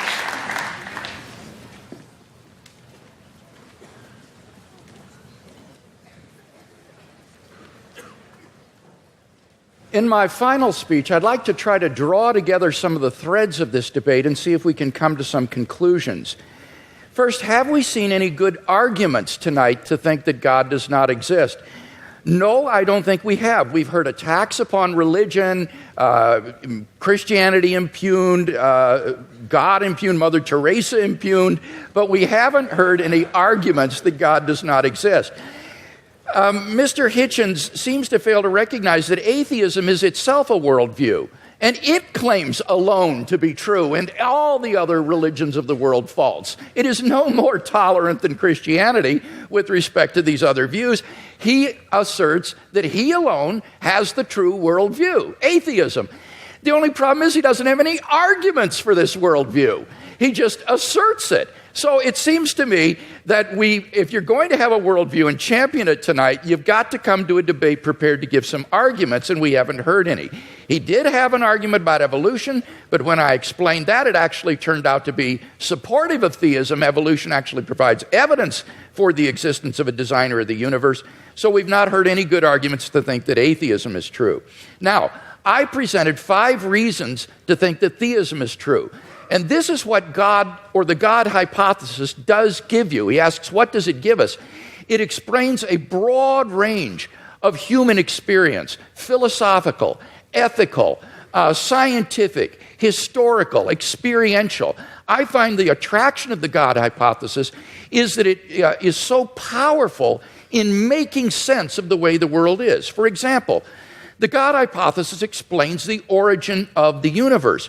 Mr. Hitchens has completely dropped this point in tonight's debate when we saw that, in fact, scientific and philosophical evidence points to a beginning of the universe out of nothing, and therefore to a transcendent personal creator of the cosmos.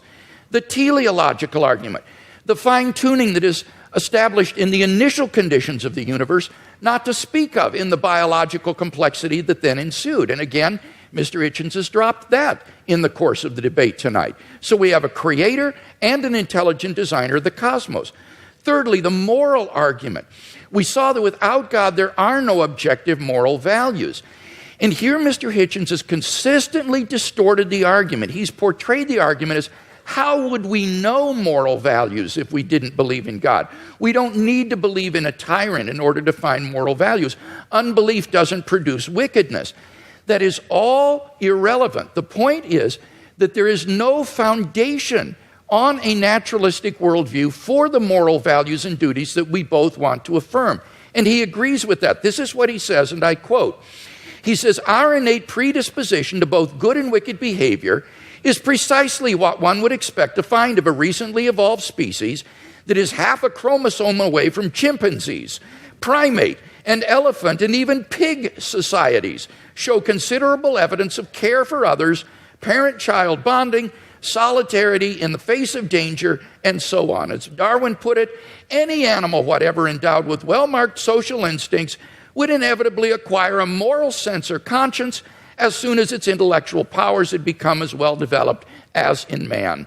That is the sociobiological explanation of morality. The problem is that moral sense that develops in pig societies, chimpanzees, baboons, and Homo sapiens is illusory on atheism, because there are no objective moral duties or values that we have to fulfill, and that's what the theist can offer Mr. Hitchens. And so I want to invite Mr. Hitchens to think about becoming a Christian tonight.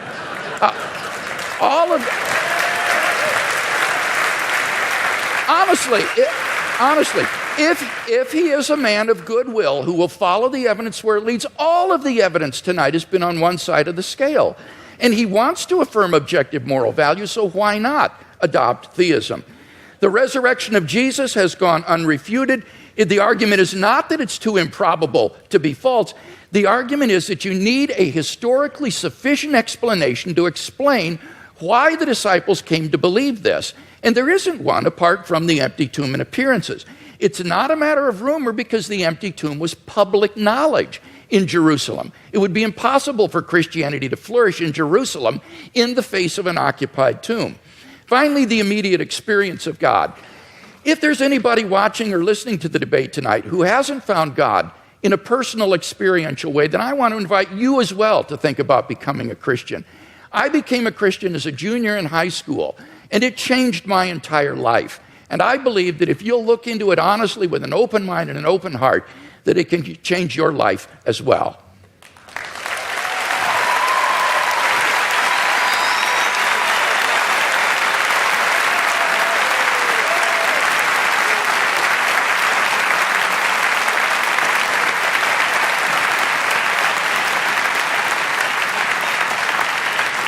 Mr. Hitchens has yielded his time, and therefore we move to questions, and we are directing those questions to students tonight. I want to repeat something Dr. Hazen said: there are stupid questions. I want to add to it, we are uninterested in your opinions, only your questions matter to us.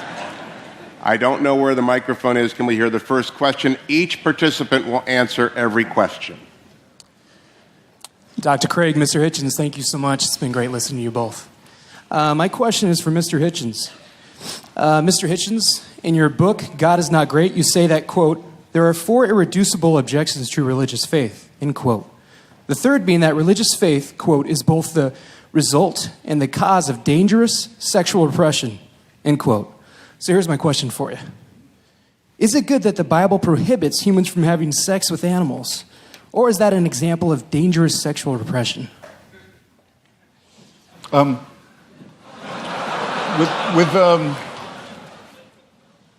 The allusion I was making was not to the man-made in the ordinary sense nature of religion, that you can tell from studying some of its codes that it's humans that are inventing it. That's why so many of the injunctions in the Old Testament are, as you quite rightly say, concerned with agriculture, shall we put it delicately. But it's more that it's men-made, that it's designed to keep women in subordination. But could you answer the question? Do you Yes. think the Bible is right to prohibit humans from having sex with animals? I don't know of any good advice about having sex with animals. In favor of it, I mean to say, look, there are things that if people do, incest is one, and cannibalism is another. If you do them, you'll die out. A society that permitted it would. There were societies in New Guinea that did practice cannibalism, and there's a terrible disease that you get called kuru if you do it, and it seems to be. It's, if you like, there are some rules that are self-enforcing. That's not what when I was talking about sexual repression, I was talking about the enormous number of prohibitions on sex between men and women, and on the evident fear of female sexuality, and the superstitious dread, for example, of female menstrual blood, things of this kind. Dr. Craig, your assessment of that question and answer. Well, I think the question illustrates that apart from God, whatever is in nature is right. There is no thing barred in nature if there is no sort of objective moral code. So The question is a good one because it illustrates that here is a guideline for sexual expression that is very good for human beings and not something that's meant to be repressive or harmful to human beings. In fact, the studies I've seen says that religious people have more fun with sex than people who are not religious. And it's actually shows that they are more sexually satisfied in marriage and so forth. So I think the question makes a good point. I think I have to have another bite of this.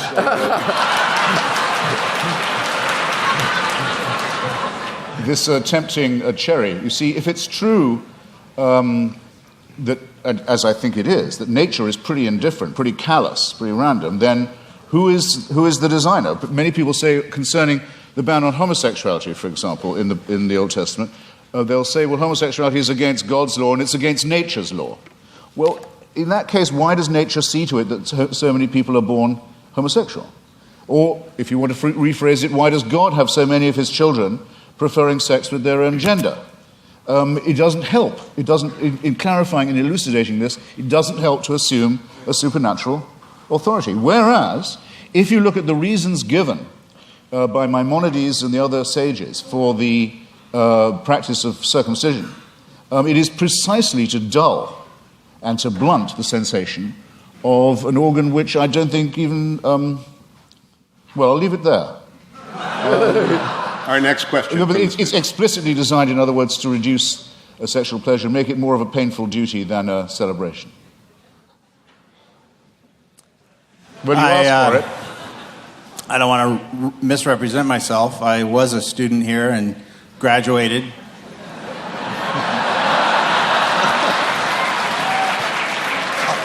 Somewhat by the skin of my teeth, but Mr. Hitchens, you stated that some of your most strongly stated arguments are that the results of religion, violence, death, destruction, the motivation being religion, discredit those who would promote a belief in God. However, I think there's an imbalance there in that the nuclear bomb was created by physicists and is the most demonstrable violence perpetrated on mankind. So I wonder how you respond to that. Well, physics isn't an ideology. Physics isn't a belief system. It's a science. Well, I think that would be subjective. I mean, you could any more than the Marie Curie discovering radium makes her practice morally different. I mean, it's not comparing like with like.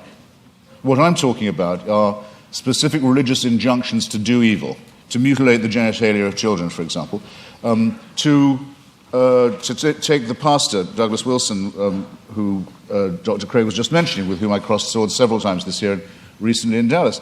I happened to be mentioning to him about the commandment to exterminate the Amalekites in one of our debates, and he said that commandment is still valid. If there were any Amalekites, it would be his job to make sure that they were all put to the sword. And some of the virgins left over for slavery, purposes better imagined perhaps than described. I think this is a very serious problem. I'm not taking refuge in the commonplace that sometimes religious people behave badly, that would discredit religion. That would be a very soft option. I'm saying there are specific biblical, scriptural injunctions to do evil. Dr. Craig, in that regards, those who are announced atheists who have done evil in the world, particularly in the last 20th century, the Marxists, the Trotskyites, the Stalinists, have they done more damage in your view and more evil than the Christians? Well, this is a debate, Hugh, that I don't want to get into because I think it's irrelevant. I as a philosopher, and I mean this, am interested in the truth of these worldviews more than I'm interested in the social impact. And you cannot judge the truth of a worldview by its social impact. That's just irrelevant. Bertrand Russell, in his essay, Why I'm Not a Christian, understood this. Russell said, you cannot assess the truth of a worldview by seeing whether it's good for society or not. Now, the irony was, when Russell wrote that back in the 20s, he was trying to refute those who said that you should believe in Christianity because it's so socially beneficial. to society. It was just the mirror image of Christopher Hitchens' argument, where saying you shouldn't believe in it because it's socially detrimental to human culture. But I think Russell's point cuts both ways because it's a valid point. You can't assess the truth of a worldview by arguing about its cultural and social impact. There are true ideas that may have had negative social impact, and therefore we have to deal with the truth of these, the arguments for and against them, and not get into arguments about has Marxism or Chinese communism been responsible for more deaths than theism in the 20th century. No, I completely concur with what you say there. I mean, I just wanted to say that I think that those commandments are injunctions to do evil, but I would much prefer to say that the tribe that thought it was hearing these instructions from God to kill all of its rivals, exterminate all its rivals for the Holy Land, might possibly have had, I think it's overwhelmingly probable it did have, a need to seek and claim divine approval for the war of greedy extermination, annexation, and racist conquest that it was going to undertake anyway. In other words, I don't think there was an authority issuing that commandment, whether it was morally good or otherwise, as a matter of the truth. But I would add, and I think the concession is very well worth having, that there is absolutely no proof at all that Christianity makes people behave better. Now, wait a minute, I didn't concede that. What I said, I wasn't going to argue that because it's irrelevant, but by no means did I concede that. And I do appreciate as well the way you framed the issue about the Canaanites. I think you're quite right in saying that this is not an issue about whether or not God exists. Rather, this is a question about biblical inerrancy. Did these ancient Israelites get it right in thinking that God had commanded them to do these things, or did they, in their nationalistic fervor, think God is on our side and do something which, in fact, they weren't commanded to do by God? So that this isn't an issue between atheism and theism. This is an issue about biblical inspiration and inerrancy, and that's an important issue, but it's not one that is on the floor tonight. Our next student question. Hi, my question is mainly directed at Mr. Hitchens, but Christian theism, as with all theisms that claim a revelation, say that the purpose of human existence is to serve God, and Dr. Craig might want to expound on that in some way. But Mr. Hitchens, as an atheist with no transcendent being giving you a reason for existence, what then is the best way to live life, or what is motivation for living life, or what is the purpose of your existence without a transcendent being telling you what to do?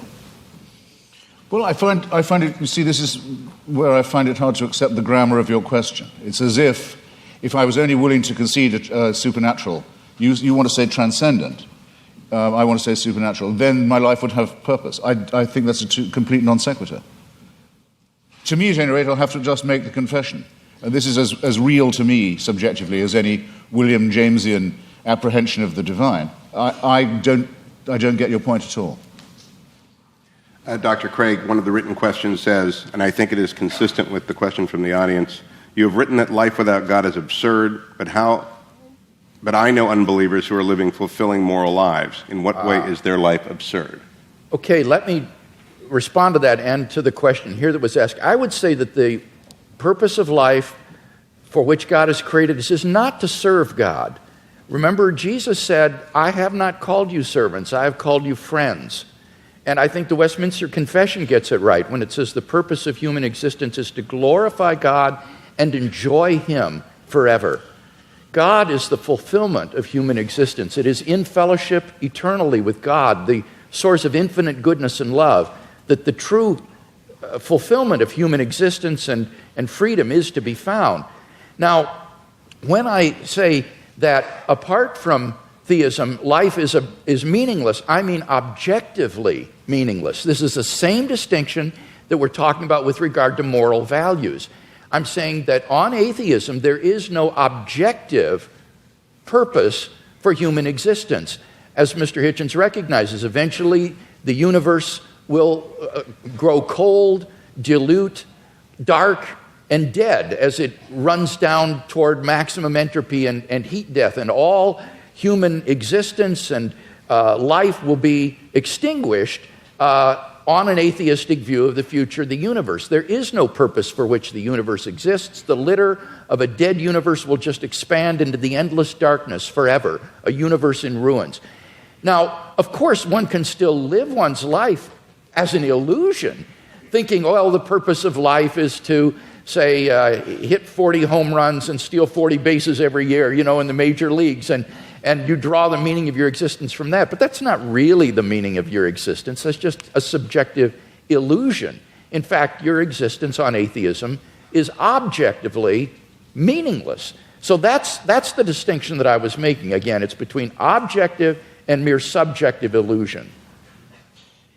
Well, I think it has it exactly the wrong way around. You see, as I was beginning to say earlier, we didn't have time in the question period. I wouldn't say that atheism was morally inferior. I wouldn't concede that for a second. I don't want to make a claim for its superiority either, but there may be a slight edge here.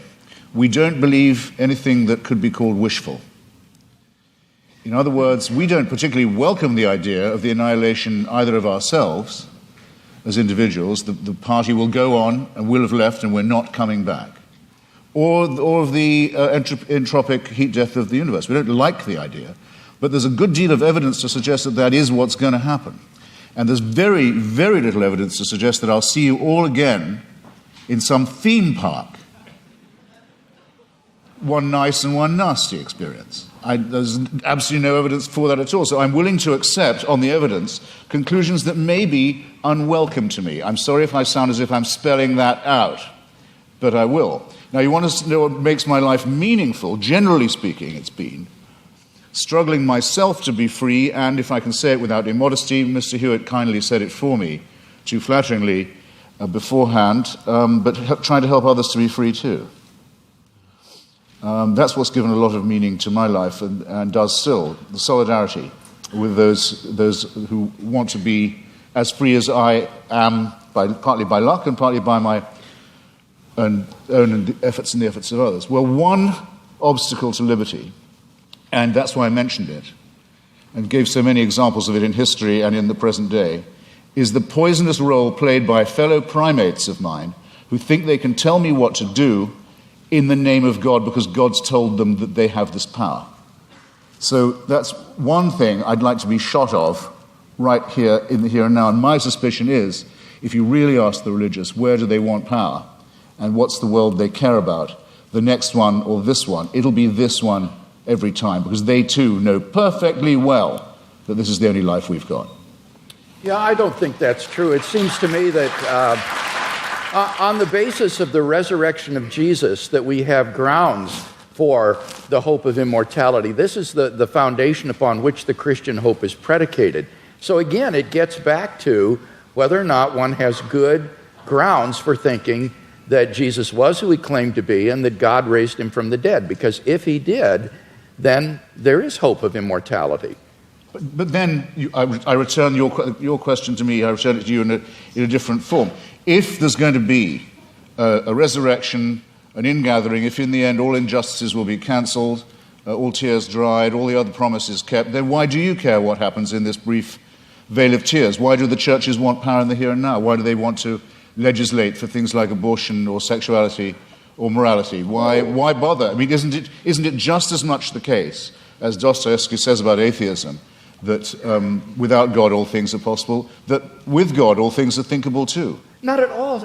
As Dostoevsky said, if there is no immortality, all things are permitted, he said, because it all ends up the same, it all comes out in the wash the same. But if there is a God who exists, who loves human beings and has created them in his image and endowed them with intrinsic moral value and unalienable rights, then you have every reason to treasure other persons as ends in themselves. And the desire of pro-life persons to champion the lives of the unborn or the lives of the dying isn't a power grab, Mr. Hitchens. It's because they genuinely care about the lives of innocent human beings that they believe are being wantonly destroyed. So it's a very positive motivation.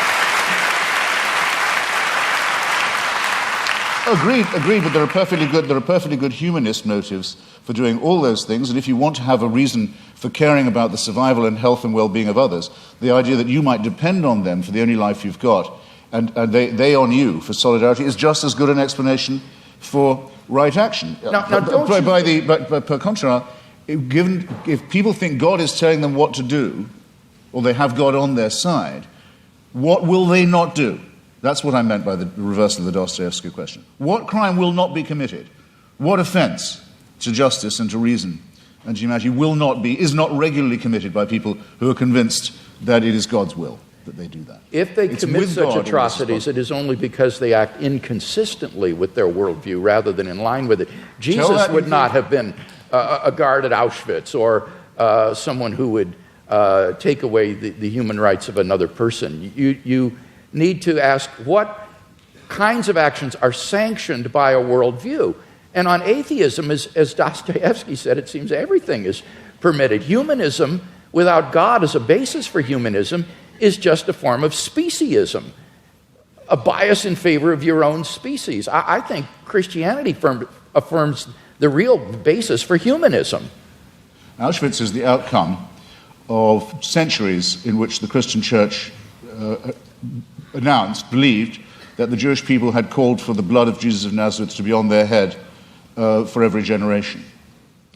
It's only in one verse in the Bible, I know, but it happens to be the verse the church picked up on. I don't say Jesus would have been a guard there. That's not the point. The point is that this is not an aberration of religion. It is a scriptural injunction, as is the one to kill the Amalekites, as is the one to mutilate the genitals of children. The issue is, would Jesus have been a guard at Auschwitz? Because insofar as people who claim to be his followers were guards at Auschwitz, they were acting inconsistently and in defiance of the ethic of Jesus of Nazareth. Well, you should tell that to the Vatican. I mean, we know Paul Johnson, in his very friendly history of Christianity, says that up to 50 to 60% of the Waffen-SS were practicing, confessing Catholics in good standing. No one was ever threatened with discipline by the church, with excommunication, for example, for taking part in the final solution. The only Nazi ever excommunicated by the church was Joseph Goebbels, and if you like, I'll tell you why. To the student. His wife was a divorced Protestant. Who's going to tell us anyway? Excuse me, Christianity does have some standards. Next student. Hi, I'd just like to thank both of you guys for being here. And in the interest of fairness, I know I'm playing devil's advocate here, pun intended, but I think since almost all of the questions are going to be directed towards Mr. Hitchens, I think we should have one for Dr. Craig. They're all for both of us. For Dr. Craig, what do you think about Epicurus' argument that if God is omnibenevolent, omniscient, and omnipotent, if he knows about kids in Africa and that are born with AIDS, what do you think about him suggesting, him not intervening and him not changing that fact? That's a question that I've always struggled with. So I'm just wondering, could you expand on that? And I'd also like your input on it. The problem of evil and suffering has been greatly discussed by philosophers, and I think there's been genuine progress made in this century on this problem. I think it's important to distinguish between the intellectual problem of suffering and the emotional problem of suffering, because these are quite different from each other.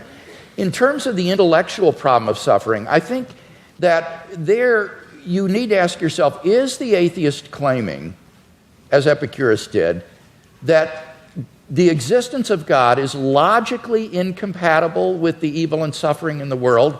If that's what the atheist is claiming, then he's got to be presupposing some kind of hidden assumptions that would bring out that contradiction and make it explicit, because these statements are not explicitly contradictory.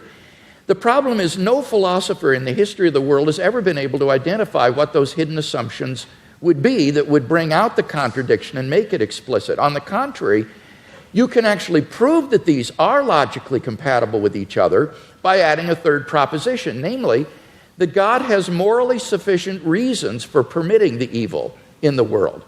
As long as that statement is even possibly true, it proves that there's no logical incompatibility between God and the suffering in the world. So the atheist would have to show that it is logically impossible for God to have morally sufficient reasons for permitting the evil and suffering in the world.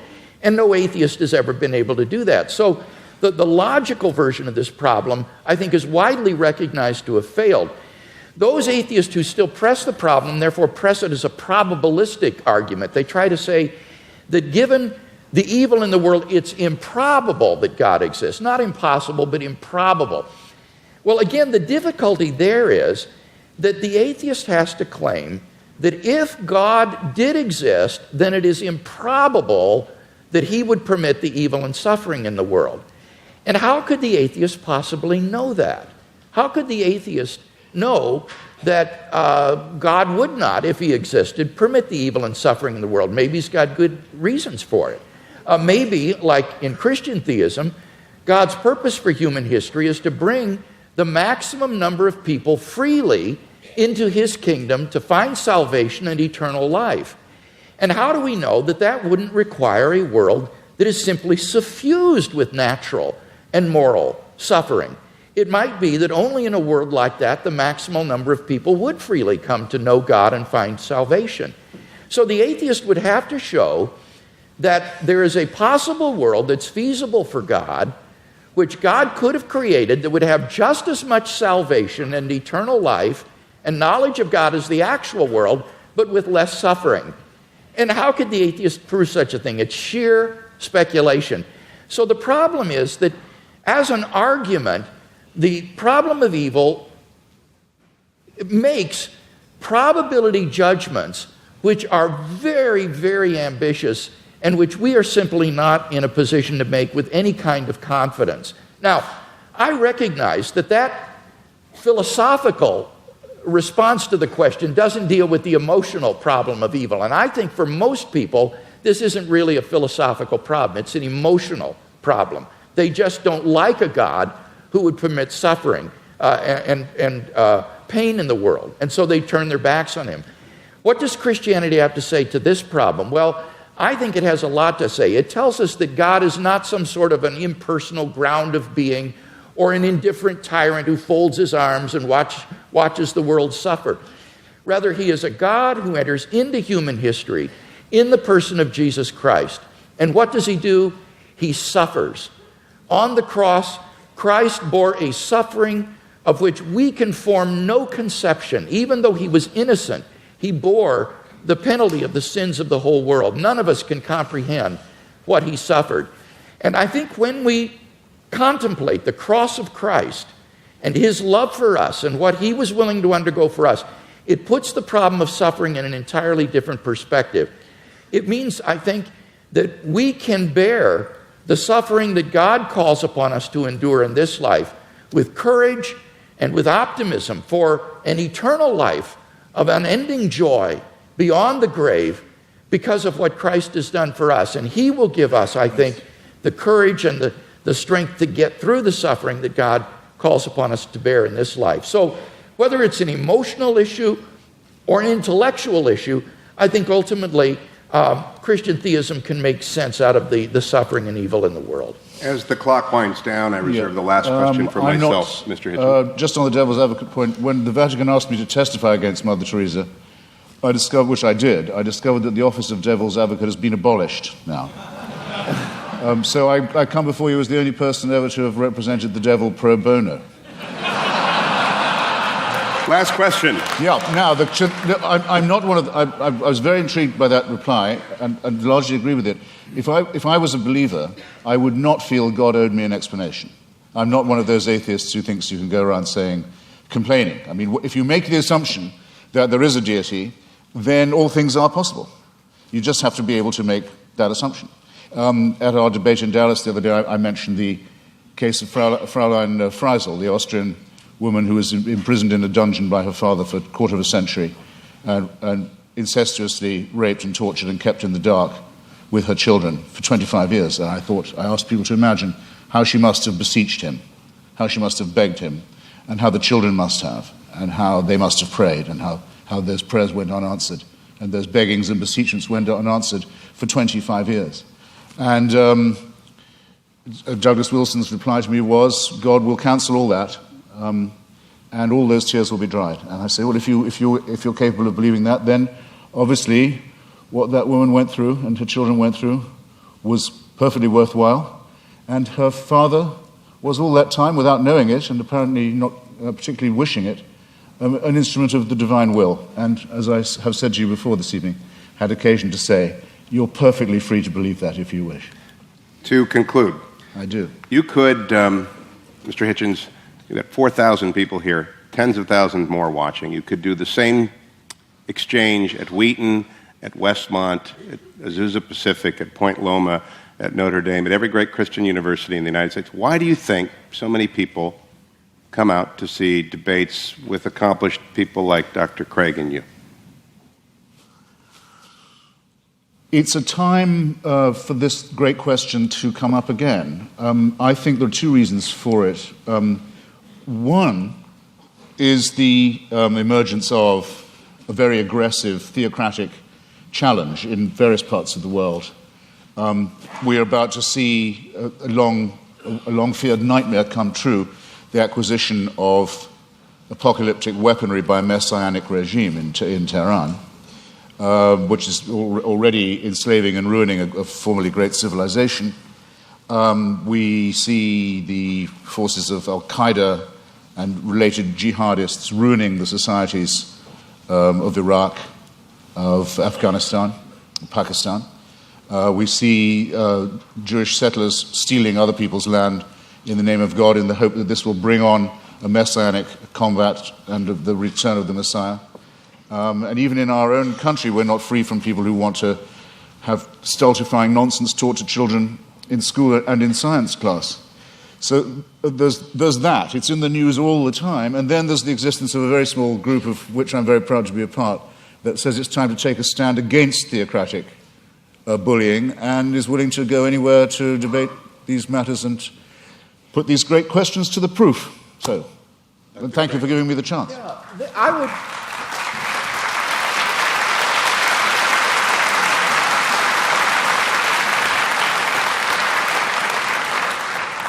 I would answer the question somewhat differently. I think that what we're seeing is the fruit of modernity. In the Enlightenment, the church and the monarchy were thrown off in the name of free thought and unshackled human inquiry. And the thought was that once mankind was freed from the shackles and bondage of religion, that this would produce a sort of humanistic utopia. And instead, I think what we've come to see is that the fruit of the naturalistic worldview is that mankind is reduced to meaninglessness, valuelessness, and purposelessness. And that therefore the question of God's existence has become all the more poignant in our age because we're beginning to question, I think, the fruit of modernity and questioning scientific naturalism. I'm privileged to be part of a revolution in Christian philosophy that has been going on over the last half century that has literally transformed the face of Anglo-American philosophy. As the scientific, naturalistic, atheistic worldview has been challenged in the name of reason and philosophy, and the theistic worldview reasserted. And I believe that we're seeing a tremendous groundswell of interest among lay people as this revolution is beginning to filter down to the man in the street. So I would see us as beginning to question the assumptions of modernity and the bitter fruits of modernity that have been so evident in the 20th century. And I'm hoping that this will lead to a tremendous renaissance in Christian thinking and Christian faith. To wrap up, then,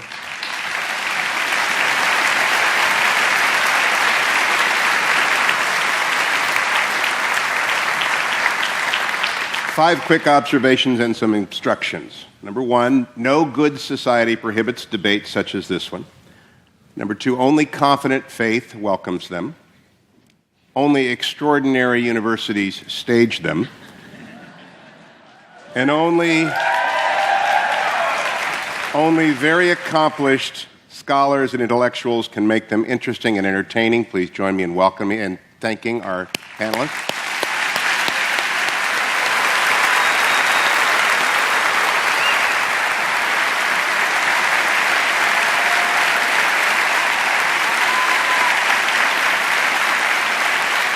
Both men.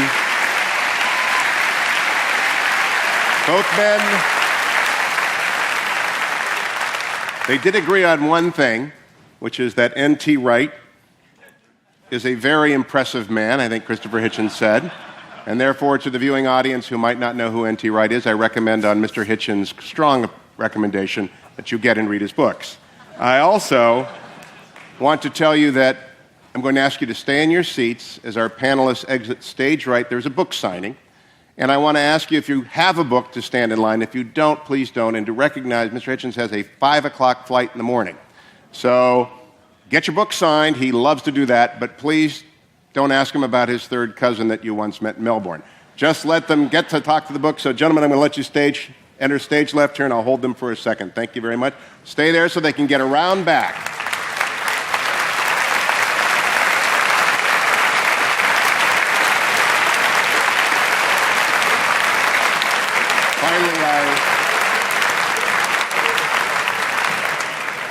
I want to thank Dr. Craig Hazen, Torrey Honors Institute, and everyone at Biola for coming this evening. Have a safe, productive trip home. Good night. Biola University offers a variety of biblically centered degree programs, ranging from business to ministry to the arts and sciences. Visit biola.edu to find out how Biola could make a difference in your life.